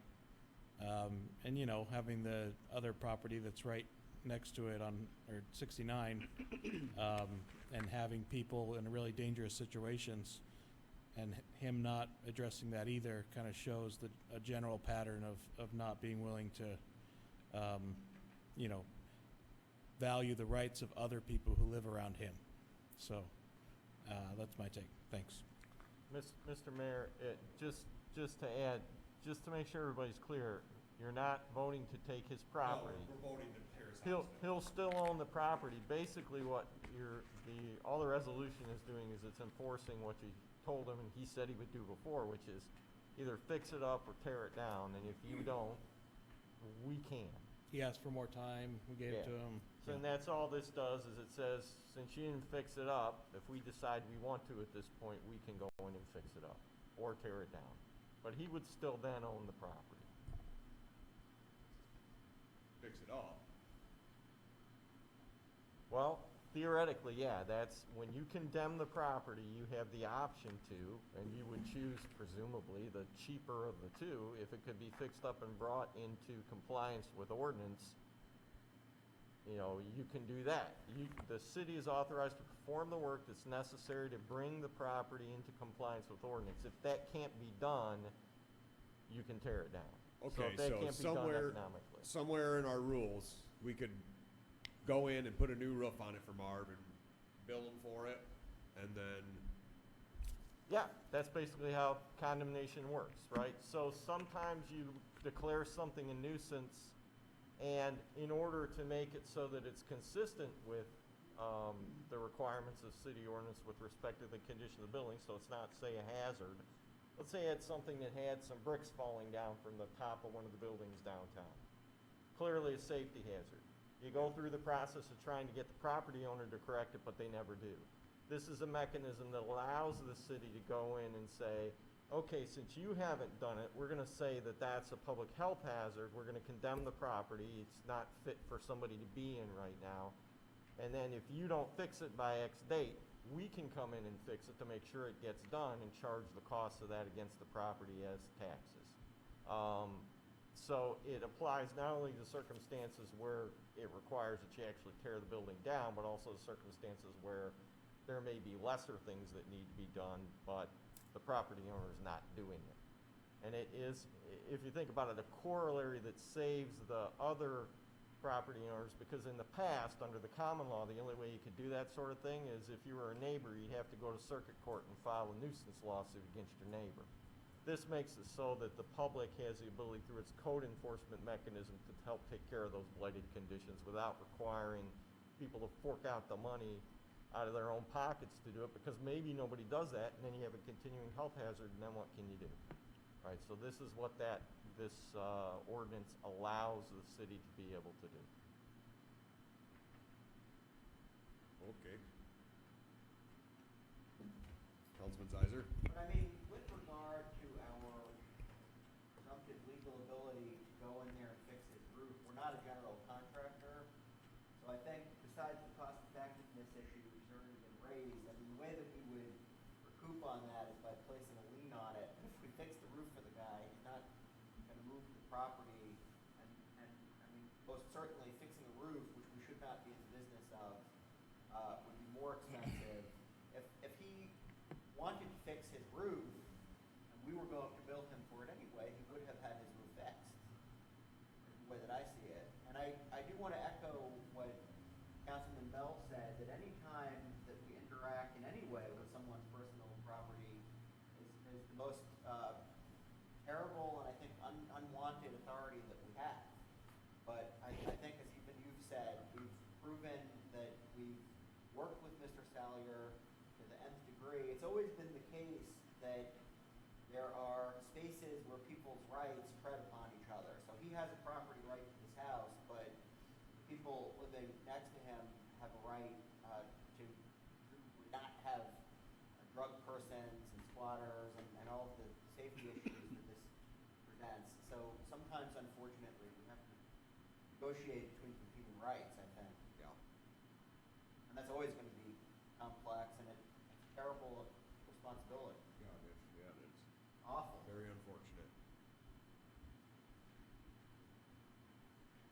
And in the end, if we go through and tear the house down, it's the taxpayers who get the shaft on it. Well, except that again, there's a lien placed on the extant property, so there'd be a lien on that lot, which hopefully would be an inducement for him to Yeah. sell that lot, and then the taxpayer coffers would be reimbursed. Yeah, somewhere down the line. But I somewhere. but I mean, you know, there's less incentive to hold on to a lot. I think speculatively in his mind, he might think that he's going to fix the thing, but he's not.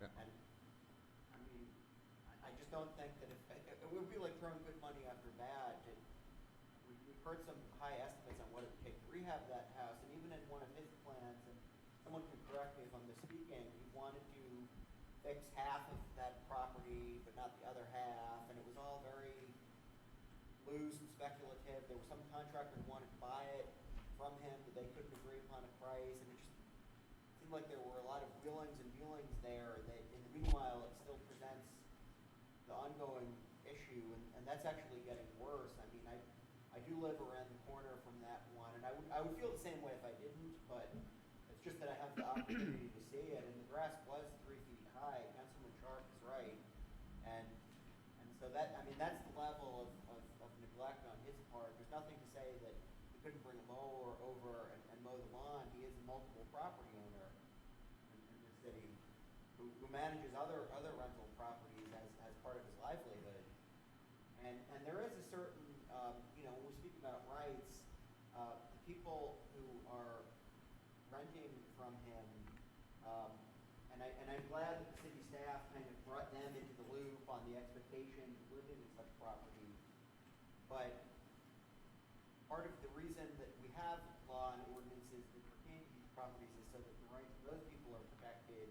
And I sense, unfortunately, from what you've said and others, that many of the people who rent his properties are people who are on the lower end, unfortunately, of the economic scale. They might be in desperate situations. And so he's feeling a niche by occasionally renting dangerous property to them, which is problematic of their rights. So it's a very complex and unwelcome situation, and I don't think nobody should take it lightly, but I just can't see, at a certain point, we have to defend the rights of other people besides the neglectful property owner too. So it is terrible, I agree, that we have to be involved. Any more discussion?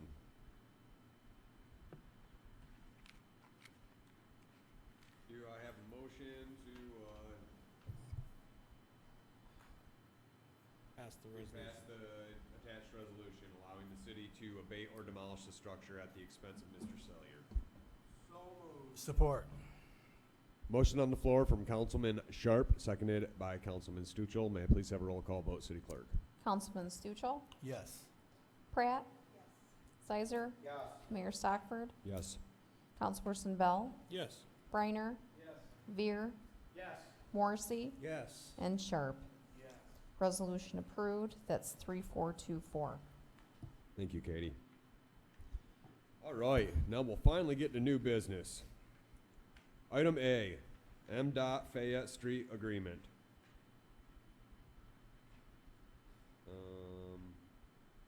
Jake still online? Jake? Well, never mind. Let me do it. The Department of Public Services is requesting the acceptance of the small urban grant agreement to reconstruct Fayette Street from the railroad tracks near 99 to Northwest Street.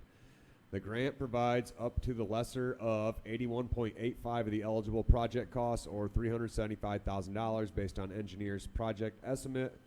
The city will receive set $375,000 and contribute a match of $531,000. If the total bid price exceeds the engineer's estimate of $906,000, the city will need to contribute additional funds. This is not an award of bid. Recommendation is Public Services recommends approval of this agreement to help offset the cost of West Fayette reconstruction project. Any council discussion? So moved. Second. Motion on the floor from Councilman Bell, seconded by Councilman Morrissey. May I please have a roll call vote, City Clerk? Councilperson Pratt, Sizer, Yes. Mayor Stockford, Yes. Councilperson Bell, Yes. Briner, Veer, Yes. Morrissey, Yes. Sharp, Yes. and Stuchel. Yes. It's all approved, and that's resolution 3425. Thank you, Katie. We'll move on to new business item B, which is set a public hearing for amendment to ordinance chapter 14, article 4, municipal trees. Let me get to it.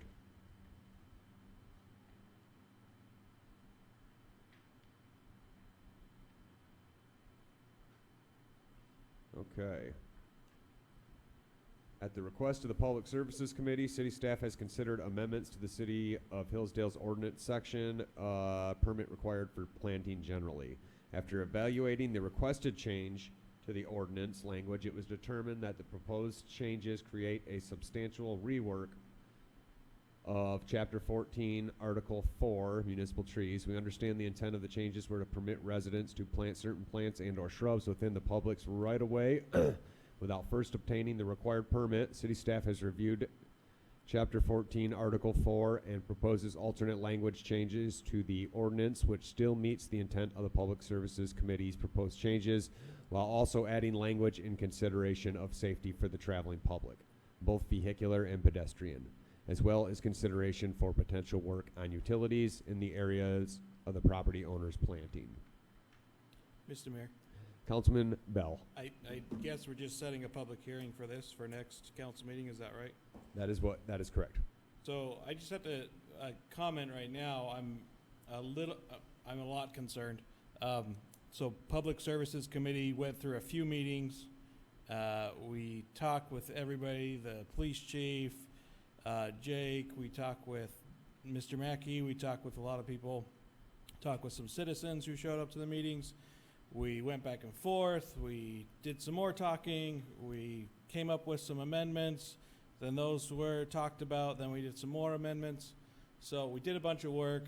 We ended up adding one sentence and editing another sentence. And our vote was not to ask the city staff to look at what we requested. Our vote was to pass on the language that we passed to council. So this is not the way representative government works. We don't say, we're voting on this sentence, and by the way, it can go through a big machine of city staff to add another page, so nobody can understand it. I'm not really hugely opposed to anything that's in there. I would note that the height is much different than what we voted on as a committee, but why have the committee system at all if we're just going to say it's a recommendation for city staff to consider and then completely change before it comes to council?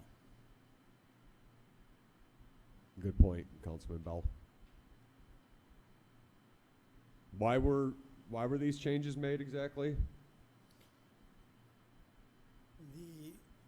Mayor, if I may. Yes, sir. So this was put together by Mr. Hamill and the city engineer. They did have Councilman Bell's write-up, which was a couple sentences. But it wasn't just my write-up, just to be clear. The committee voted on passing that language. Okay.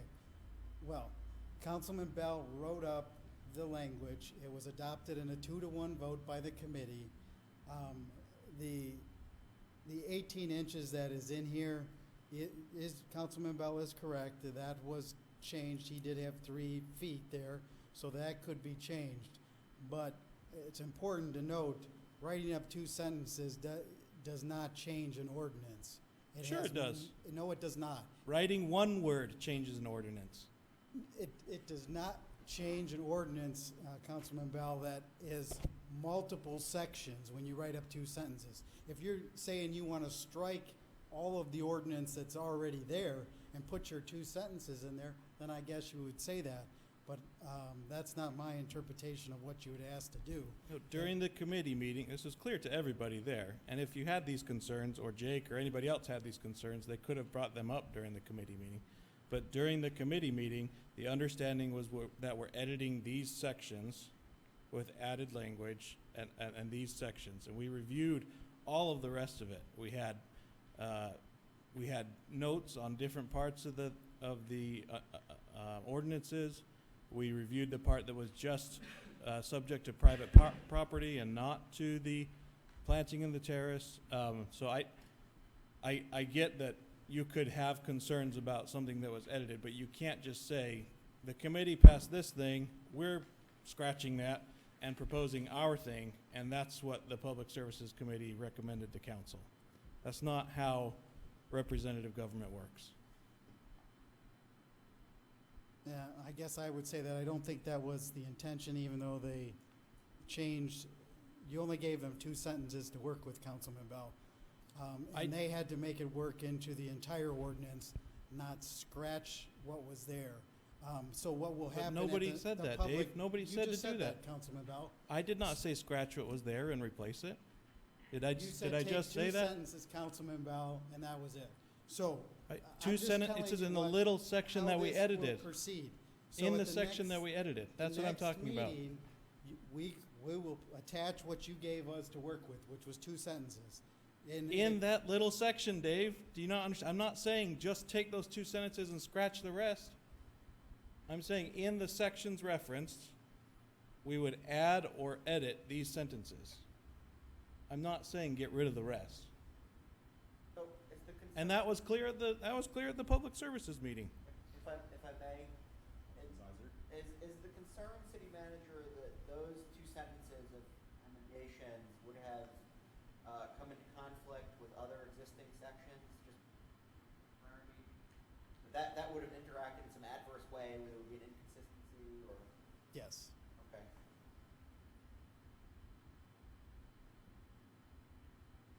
And again, we will have this all this information will be prepared for the public hearing. Now, where? It's basically an impossible choice, though. So I mean, in substance, I don't see any than the issue of height, which I'm sure is down to some state reg or some piece of arcana, I don't see anything substantively wrong with what's presented before us. I guess I do sort of see the procedural concern, and I don't know how to resolve that. Maybe in the future we could have gone back to the committee table with it if we had concerns that I think were of a pretty big magnitude with what was presented. But on the other hand, I also understand that we've gone around and around and around, and I think we started, a year and a half ago on this? It's been a long time coming, and of course, like everything else, it was delayed because of coronavirus. I don't know how to reconcile those two things. I will say I share Councilman Bell's procedural concern, but I think what's before us is sensible just as it's presented. If anyone else has any thoughts on how to square that circle, I'd like to hear them. I just don't understand why. I don't understand. You guys had a public services meeting, and something came out of that out of several meetings. Yeah, we went a And couple then of rounds. before it on got this to one. the council table, it was changed. Yes. No, guys, we don't do that. Why didn't you guys work this stuff out at the public services meeting? Mayor, they adopted 2 sentences or 3 sentences, which in tune, we have, as you can see, all this section of ordinance, which is paragraphs and paragraphs. So what the staff did was take those sentences and try to incorporate them into the current ordinance. Because what I'm hearing is Councilman Bell wanted to scrap this and go with the 2 sentences. For the 10th time, does everybody else understand? I do not want to scrap the whole ordinance and add my 2 sentences. Not even mine, the committee's 2 sentences. I want to edit a small section of the ordinance, which is what we agreed on in the committee, and it was a 2-0 vote because Councilman Stucci was not at that final meeting. So, at the final meeting? Well, not final. Yeah, no. Probably still been a negative. There was no vote at the meeting prior to that, but you probably still would have been. But the point is that we had lots of discussion about how high things should be and concerns of safety and everything else like that with Jake. And instead of saying, this is what was the committee voted on, this is what is going through to council to consider, they took it and put what Jake wanted, and now they're putting it forth as if the committee voted on this. So that's exactly the opposite of what you should do. Did you guys discuss this stuff during the meetings, the writing in red? You guys discussed that? No. We discussed simple edits that were maybe 3 sentences of addition to the ordinance, and 1 sentence edited. And had there been concerns of, well, we need to put it in other places, that makes sense. Let's bring it back to the committee and say, we missed this section because this section still says 27 feet, but you can only have 3 feet or whatever. Or if there were even concerns on, hey, we're really not comfortable with 3 feet, could you guys vote again, which would seem to me inappropriate, but at least bring it out back to the committee and say, you know, I guess we don't agree with what you guys want, so let's do it again, which is, once again, inappropriate, but once again, I'm not super opposed to the language in there. I'm very opposed to the manner in which this is done, and I think it speaks to not respecting the people who are elected. We can more than return it to the Public Service Committee as is, and they can write it up again, and we can present it as comes out. Or we can present what the 3 sentences or 2 sentences we've got. He was saying that that it can go back to Public Services Committee to be rewritten again, or somebody's going to have to come into contact with the vote that the Public Services Committee took to edit the language. And I guess that vote is just null because somebody on the city staff doesn't like it. Anyway. Councilman Morrissey. If I may suggest, I think that we're coming through for a resolution on this, which is to send it back to the committee. The committee, I believe we asked the committee to report to us initially when this whole issue came up. We tasked the committee for this purpose, and therefore the committee should be the one that makes the final recommendation. And you know, I understand city staff may have concerns, but it's the committee's responsibility, tasked by the whole council, to do this. And so my recommendation is to return it to the committee for their consideration, and then they should report to us. So second.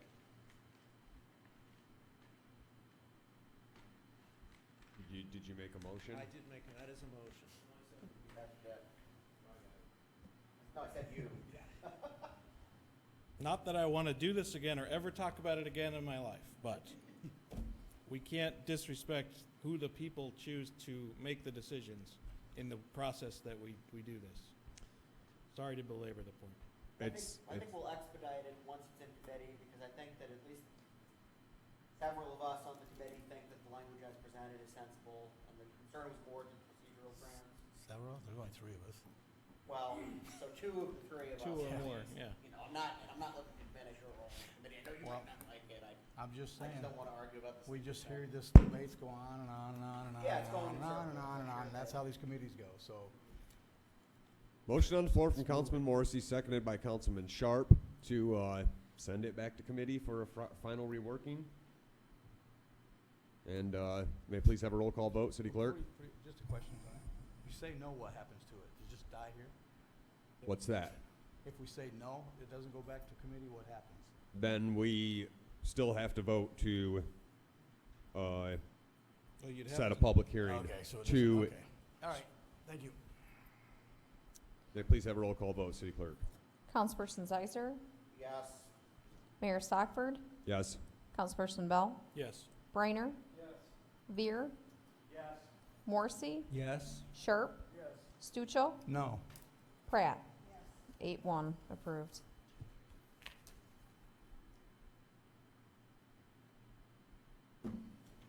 It's flowers in the right of way. It's been almost a year and a half.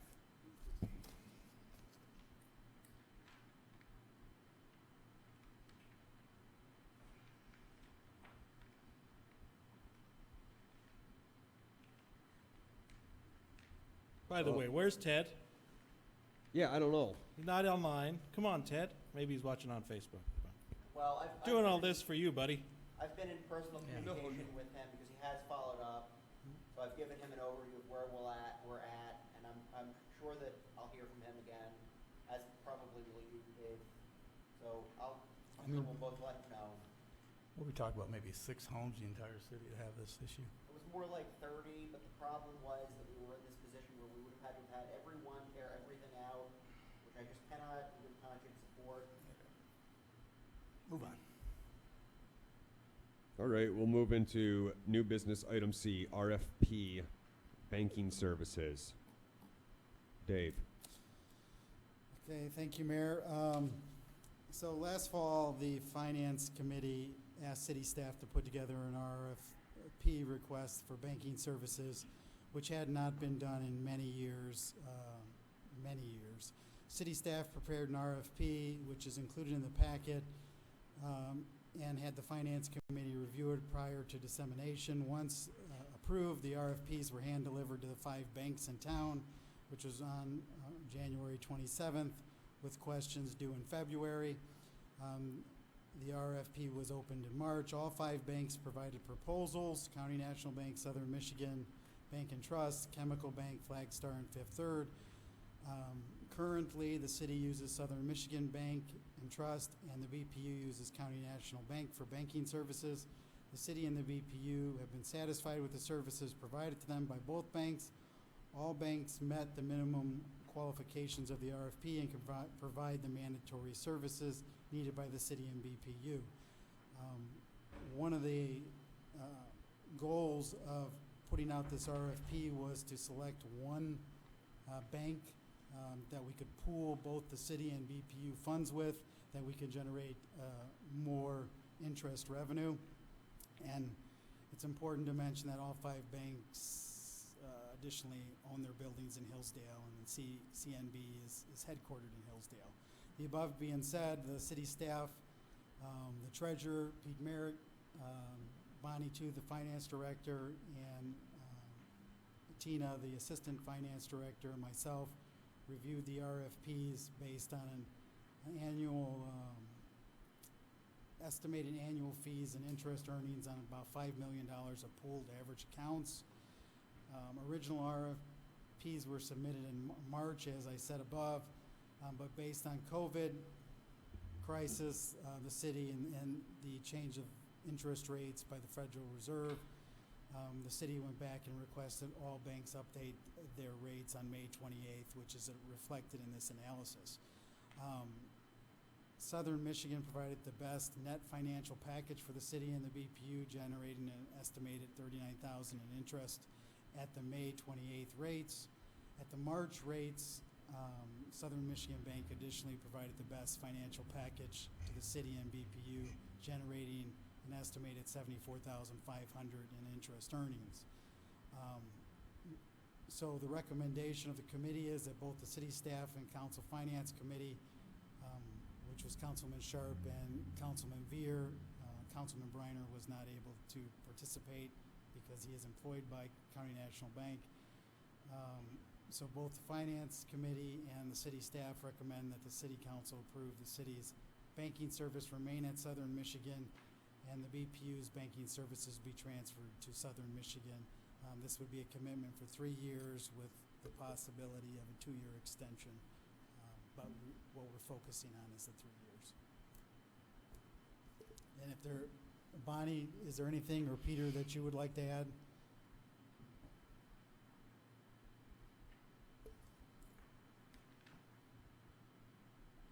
I think that pretty much sums up everything that we did. We tried to put together a spreadsheet, I think was included in your packet, that just kind of side by side compared all of the proposals that we received. It took a little time and effort to try to sort through all of that because all the proposals were just a little bit different. But when you look at the bottom line, I think that you can see the Southern Michigan was the best choice financially for the city. Was County National within 3% of Southern Michigan? No, they were not. No. It's basically 40,000 under the current rates as compared to 12,500. It looks like the other costs are about $1,000 difference. Yeah, the fees were, minimal for Southern Michigan, but there were no fees. County National did not charge us any of those fees, but even without the fees, Southern Michigan still came in with a better price. Okay. Thank you, Bonnie and Dave. Any discussion, guys? Questions?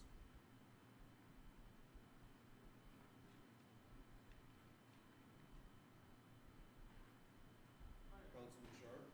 Do you have anybody from County National Bank here, or Southern Michigan Bank? Okay, I'd like to start with different things, and I'd like to hear from both banks. Yeah, Dave, go ahead. First, I guess I would say that's probably inappropriate at this time because we're not, if you're going to publicly interview both banks, you should probably open up to all 5 banks if you're going to change it that way. We try to take that out of it when we reviewed it and passed our recommendation on to the Finance Committee. I guess I would just recommend that would not be appropriate at this stage. It can be done, but I would say that you would want to have all 5 banks.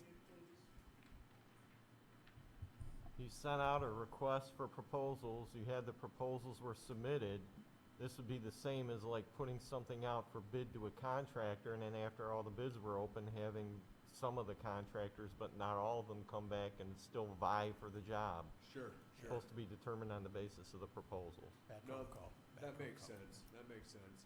I would be apprehensive to pull our accounts from County National Bank, though. I mean, myself, I would be, just because they're the local business, and I mean, look at what they do for our community. They're like, I mean, who just saved the fireworks? County National Bank did. But I mean, I know we've got a city policy that says we give preference to local companies. And I know Southern Michigan's partially local, and they've got a local branch here, but I'm just talking about my personal feelings. Yeah, I don't know if what I have to say is gonna help any or make things more confusing, but I will try to illuminate as best I can. When we're down to this kind of discussion, where the state is taking money away from us, everything in fiduciary responsibility becomes a matter of how do you maximize the amount of money coming to the city? And that's everything that counts. Nothing else matters. It's the only thing that matters. And that has to weigh most heavily in terms of the discussion, in terms of where you're going and what you're trying to do. I think at this particular moment in looking at the services that are going to be provided to the city.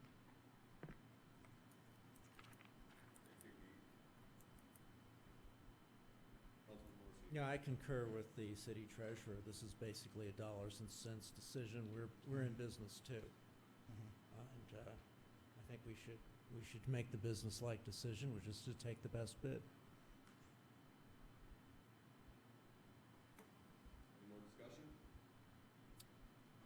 Just a question, maybe city manager or somebody can answer, is this bottom pink line the only line, I mean, we're really interested in? Are there other, I looked through all the categories, it lists something, obviously, but I just don't want to, I know Ray can't speak to it, and that's right, because he works for one of these outfits, but I want to make sure that there's no, something that we're missing because we're not in the know or something like that. Well, I would say this, Councilman Bell. So the RFP that's a part of the packet, that's what was submitted to everyone that they put their proposals together on. Bonnie took those proposals and created this spreadsheet. The pink being looking at the bottom dollars and cents. We've been happy with both banks, and like I said in the summary, all of them met the minimum qualifications. Some had more fees, some had less, some had more interest. But ultimately, Southern Michigan provided the best net financial package, so fees and return. And as Pete had indicated, what we were trying to do is basically take, Get our money to when you work talk for us. about the 3%, that's kind of a preference between a local bank or a local vendor and an out-of-city vendor. In the 5 banks, they all own their buildings in town. Now, we have one that has their headquarters here, but we've never used that as a differentiating characteristic of a headquarters versus just owning real estate, your building. But even if you did, the 3% wouldn't cover the difference. So we try to keep our feelings out of it because, many of us are customers of County National Bank, and we were just looking at what was best for the city, and that's what we recommended to the Finance Committee, and they recommended. Some of the things that came up afterwards were, donations in the community, number of employees, property taxes. Those are all things that are very arbitrary and hard to make a decision based on because, right, and if you put those things in there, you might eliminate some of your bidders, and with the ultimate goal of getting the best financial package for the city. Thank you.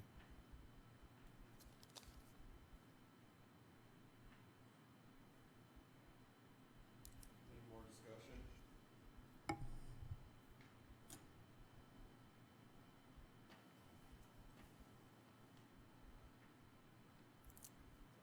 entertain a motion to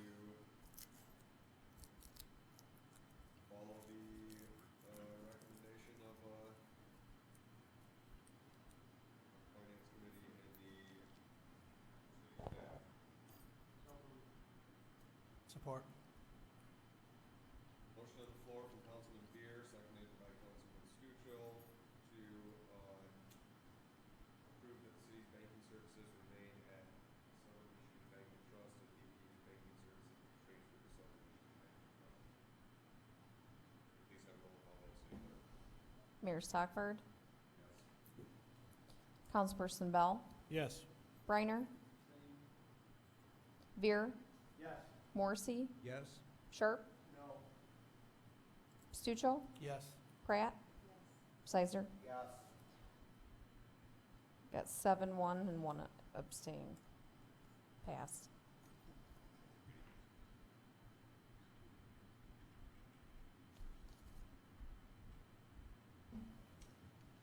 We'll move on in the packet to item D in new business, resolution to name new streets, Hillsdale Commons condominiums.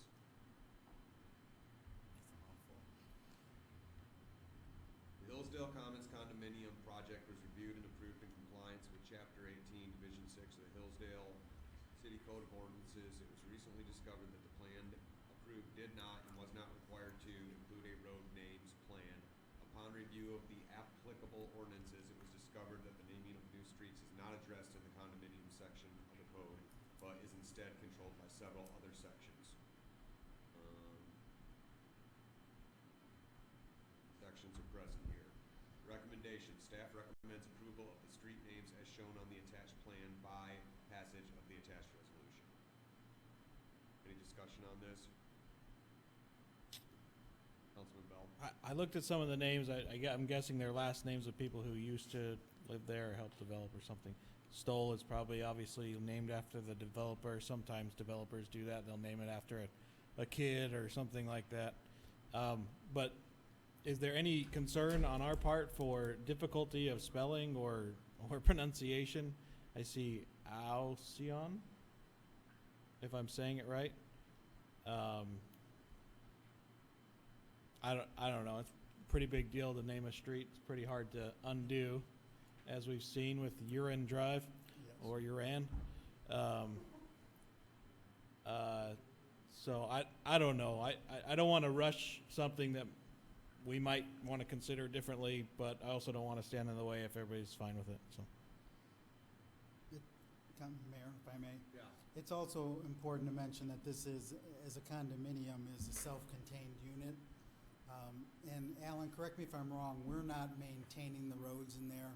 No, it's all private. From the point that they leave vacant, the only thing that is public in there is the utility. So, like a HOA would clear the streets and everything? Yeah, I mean, however they decide to do it, I would imagine that they'll use an HOA. Okay. But however they decide to do it, it has no bearing on the city at all. But obviously police would show up there or fire, right? Yeah.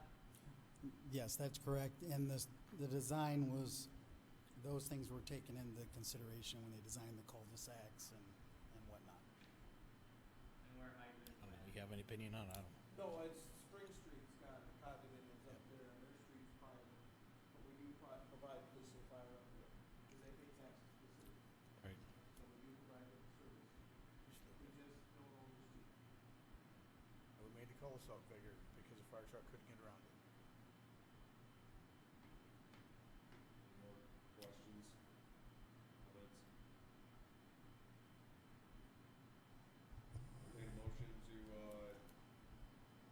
Entertain a motion to approve the resolution of the naming of the streets. So moved. Second. Motion on the floor from Councilman Morrissey, seconded by Councilman Beer. All in favor? Aye. Any opposed? The ayes have it. Let's move on to our first traffic control order, Hillsdale College Street closure for commencement, traffic control order 2020-21. Looks like the chief filled this out. Is there anything unusual about it than what it is every year, chief? No, at the last council meeting, you guys approved noise variances and traffic control orders for commencement. Yeah. Hillsdale College has now requested They're making plans for an alternative commencement site based on the need for social distancing or improved social distancing, which they're setting up the football stadium as a secondary site. If they choose to use that, they wish to have the traffic control order in place just to block Oak Street from Academy Lane to College Street for the crossings right there for the commencement service. They've also requested a noise variance for the same time frame that you guys approved on the East Lawn, so that everything's in place, which either venue they decide. And there's also request in here where you guys approved the noise variance for their senior dinner on the 16th at Broadlawn on Hillsdale Street. They've now requested, due to social distancing, to move it across the street to the vacant lots on the west side of Hillsdale Street, where they have a lot of like Central Hall Palooza. So they've requested to transfer the noise variance you guys approved for Broadlawn to across the street to the vacant lots on the 16th. And with that, you'll see TCO in here to close the alley on the west side of those vacant lots between Fayette Street and College Street. And they've also requested Hillsdale Street to be closed between Fayette and College during the event. And there's a TCO in here for that too. So. Alrighty. Well, you guys want to do these one by one? Any discussion on these? Councilman Sharp. Last time I voted no on this. Yes. This time now they mentioned social distancing, they feel more comfortable because they're taking in with the virus and all the people they're gonna be bringing in town. We're talking people from all over the country. Of course, all the hot spots that are flaring up, they're taking that consideration in here this time, so I will support it this time. Okay, well, thank you, Councilman Sharp. Comments? Any more discussion? First item, Hillsdale College Street closure for commencement, traffic control order 2020-21. Do I have a motion to approve? So moved. Motion on the floor from Councilman Bell, seconded by Councilman Sharp. All in favor? Aye. Any opposed? The ayes have it. Next item, Hillsdale College commencement agreement.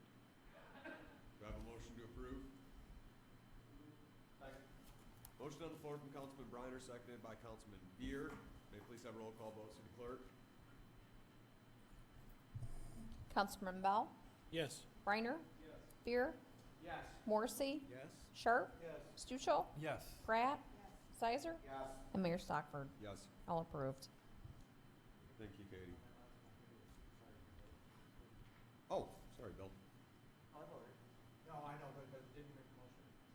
Oh, I might have, but we'll just give it to you if you allow. No, no, I know, it's not, He said that, right? you have to say. I can't even. Oh, you moved, okay. Right. It's so hot in here now, that might have been. Melting. All right, item G, Hillsdale College Alley Street Closure Senior Dinner TCO 2020-20. Do I have a motion to approve? So moved. Support. Motion on the floor from Councilman Sizer, seconded by Councilman Stuchel.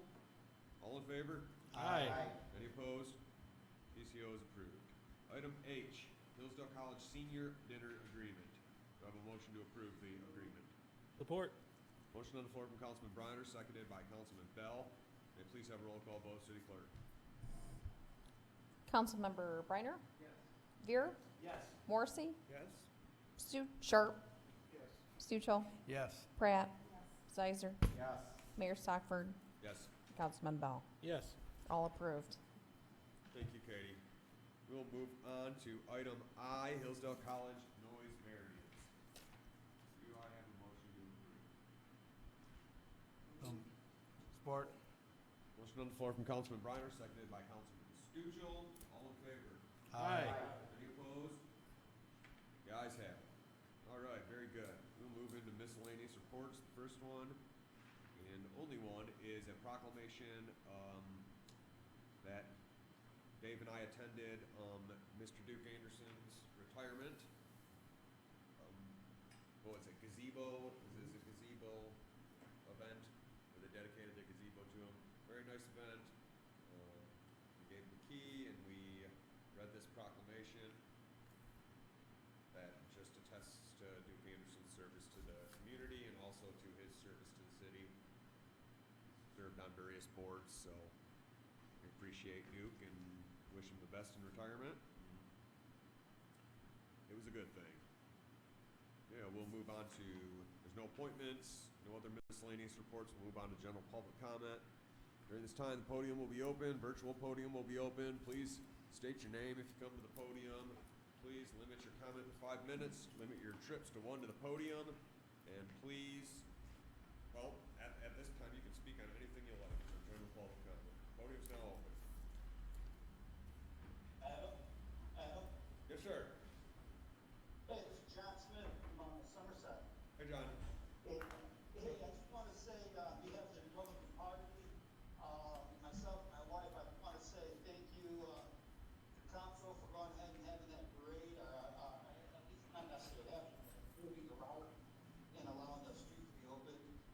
Thank you to the police that were there to help make that happen, and to the volunteers, and thank you to John McCann for setting that up. So, again, thank you, and we had such a great, my wife and I had such a great time. This is something that we never done before, so I can't wait next year. Thank you, John. Yep. Any more public comment?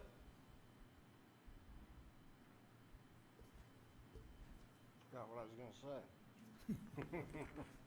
A rarity.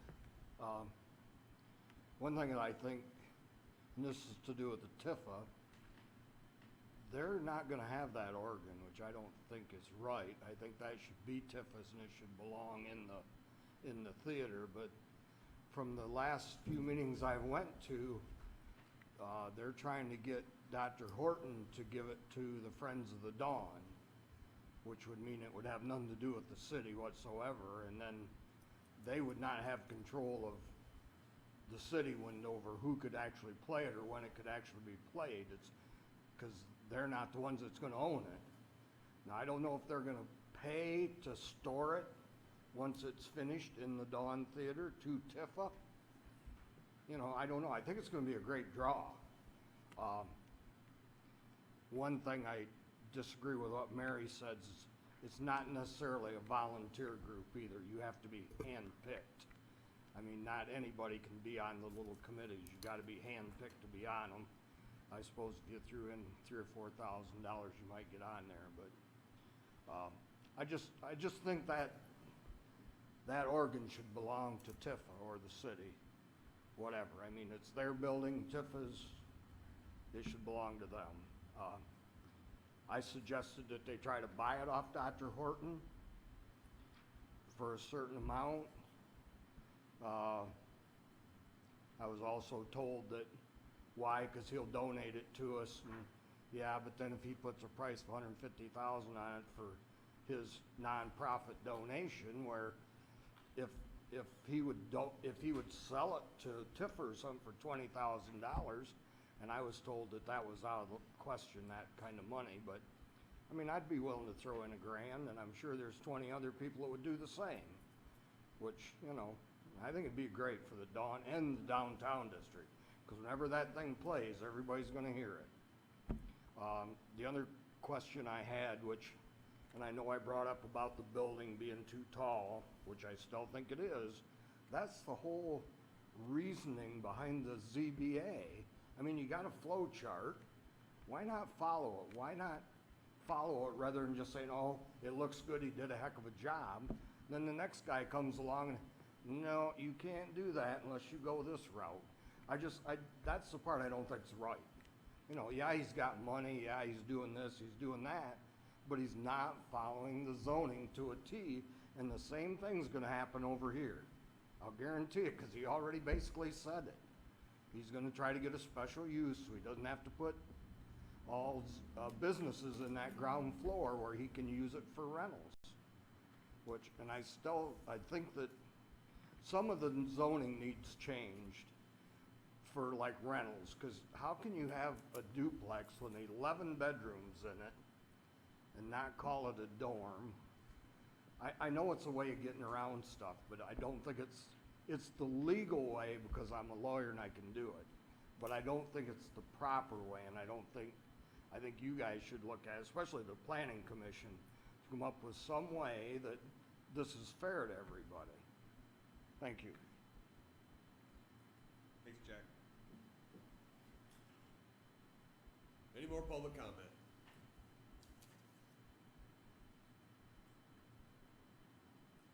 Seeing none, we'll close the podium and move on to the city manager's report. Thank you, Mayor. I'll make it brief because it's warm in here and it's a long meeting. Dr. Horton, whose name had came up in regards to the organ, he did revisit, and for those of you who remember, he did have, for the second time, he had a deer go through one of the windows or doors at his house last year, and he came in front asking about a deer calling. He did visit me again and ask about that. I had indicated to him that, we expanded some of our bow hunting at the time, but there didn't seem to be any interest in doing an actual culling because it involved cost the city. But I told him I would bring it up at council, and maybe it's something we can discuss further at the Public Service Committee. Second email I got from a downtown business is in regards to, it's kind of a blessing and a curse to the buildings downtown that have renters up above. Some renters are very respectful of the businesses and their parking spots around the businesses. Some are not, where they just park right in front of their door and take up spaces for the downtown businesses. And actually, it's a fairly big problem in the stretch right up the wedge. So I did receive an email from a local business asking about that. That they had, when they showed up at 6 a.m., had 5 cars sitting right in front of their business one morning.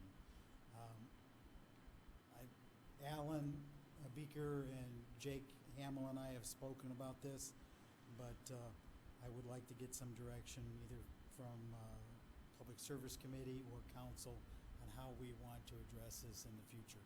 We have tried being cordial, putting it out, posting it out on Facebook, and being nice about it, and just encouraging them to be respectful of the businesses, because that's what they're counting on, is getting customers in. And that approach hasn't seemed to gotten the volunteer response. So. As far as parking, we're not able to police by chalk anymore or anything like that. As far as policing, we aren't able to chalk tires anymore, are we? No. Yeah, that's what I was thinking. If I may, didn't a ruling just come out on this, like in the last 2 weeks, that said that was allowable? I read it in the last 2 weeks. That said the appellate court changed it and said that was, at least my interpretation, said that it was. Yeah, I haven't read it yet, so the last opinion I read said no still. So there may have been something that came out in the last 2 weeks that I haven't seen. So if there is, then you can do that. The issue had to do with whether or not it was an illegal search in effect. So if it's been since reversed, that's what that determination would be on, whether or not that decision was reversed. I'll pull that up and I'll forward it to the city attorney and the police chief to have them take a look at it. And also, too, is there a way to email local businesses potentially to say, hey, we're gonna start policing this, or, try to scare them, basically, or? I think Kelly has sent out like reminder emails, not with any threats attached to them, but aligned with that, yes, we can do that. I'm just trying to think of ways where we're not using a police officer to police the 2-hour parking, and trying to maybe motivate some local businesses as far as using, or not parking in front of their location.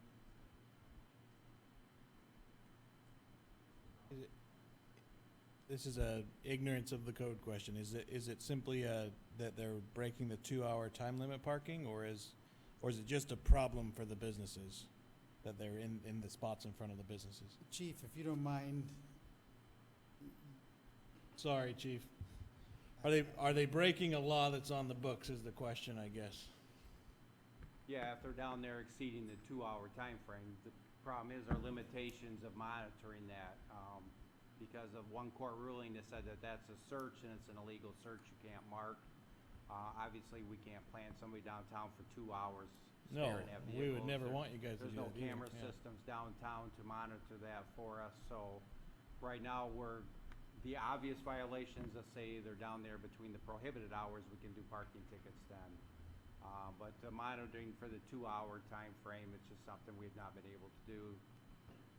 And are the prohibited hours only in the winter, or are they all year? They're all year, but through research, they were developed initially when the street sweeper ran at nights, which it hasn't for years and years and years. So that's one thing one of our committees discussed when they started redeveloping apartments downtown of what to do with parking. So we spoke about all of that. And we've talked about going back there, especially if once the Kiefer gets going, or if they do develop any more properties close to downtown, the parking issues are gonna have to be resolved again. So, but the big thing is probably the 2-hour parking during the business hours, especially in front of the stores, the limits to people being able to come and go with the consumers. But right now, short of there being a reversal on that, but even before that court decision, we weren't gotta go doing out it and then enforce it. because of our Yeah. constraints. My other question, really, when this initially came up a few weeks back and when we heard about it, isn't this really just an issue between the business owner and the landlord above? I mean, or the people there, but couldn't the business owner be put in contact with the landlord above owner to work out something? And then my other comment is that I've never been to a store downtown and not been able to find a spot. And I go to them frequently, including the hardware store and flower shops and restaurants and other things. So I don't know. I know there are probably people complaining about it, but I don't want to hit a big sledgehammer on something that's really just a small problem and make the police do more work. Generally, when we get a That's their complaint, it's parking, because so. it's habitual. It's these people always parking in front of this business like daily. Okay. That's when we usually get the calls, and then we go and try to mediate it. I wish that they would just go and talk to the person or leave a note on their, leave a note, a cordial note that says, can we talk about this or work out a solution or something? But sorry, you guys have to be brought into some disputes like this. That's part of it. Sometimes they can't handle it that well amongst the two of them, so. Yeah, that too. Just last thing, mention this for Katie, that AV ballots applications have gone up 350%. So she's processing a lot down in the office, and she's currently working on the poll flow and how we do that with social distancing, coming into the August election. So it's been very busy down in the city clerk's office preparing for the upcoming events. With that, I'll just see if there are any questions on anything specific, and we'll go from there. Yes, Councilman Zeiser. Does that figure pertain to the August election or the November election, or both, that percentage increase? So AV applications went out, they're dual elections, so both, yes, August and November. So from the number we currently we had to how many we're sending out now? Right. 350% Because there was a mass state mailing. mailing. Right. So those are all, That's huge. yes, it's huge. It's a part of that at a state level, so it's very busy downstairs. And I want to thank Kim and Olivia for helping me out. Olivia's been down in my office too, so I just want to say thank you. But also part of that, I know with the application I got, you could do it for the primary, the general, and you could do it for there was 3 boxes you could, so you could actually check on that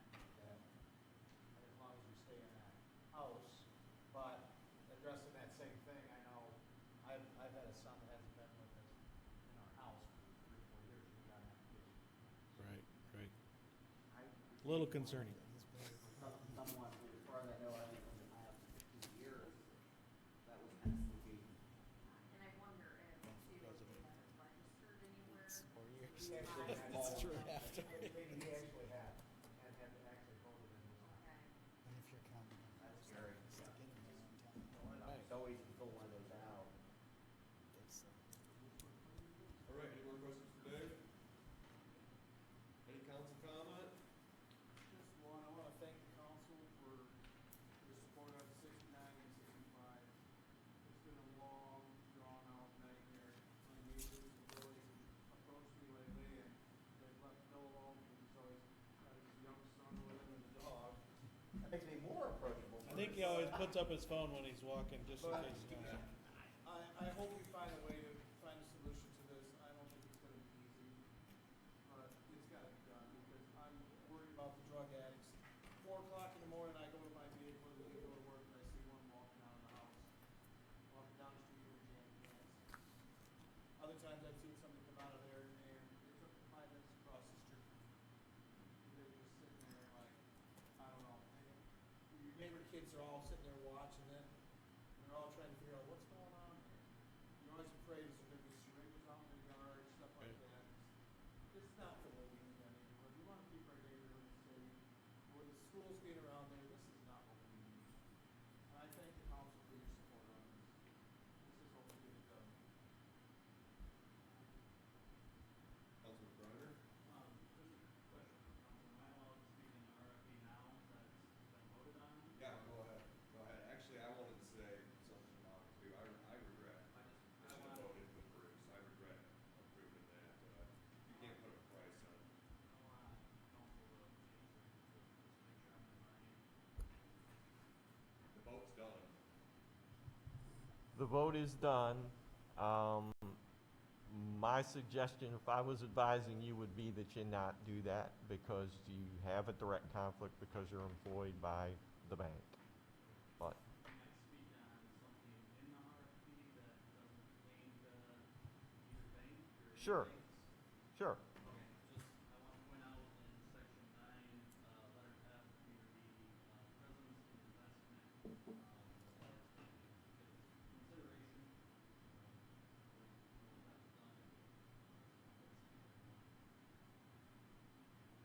Yeah, I would go and raise that. I regret the vote. I wish I voted. Not that it would have made a difference. It would still pass, but now that I think about it a little more, McDonald's isn't a local business, even though they have a franchise here. Wendy's isn't a local business, even though they have a franchise here. We should have stuck with down national road. One of the biggest employers in the city, and constantly giving back to the city. And they might not be so apt to do that now, and you can't put a price on that sort of thing. Been doing business with them for years, so I regret voting for it, even though it will still pass. And I want to thank the chief and the police force for helping with the parade. Councilman Zeisler. I just wanted to thank the chief and the police force. I was out walking last night to see what was going on because my neighbor, a couple of houses down by the rail bridge, had super loud fireworks. So I just wanted to check that out. And this really sweet old dog came out of the woods by the train tracks. He didn't have a collar on, but he was clearly someone's pet. He was well groomed and fed.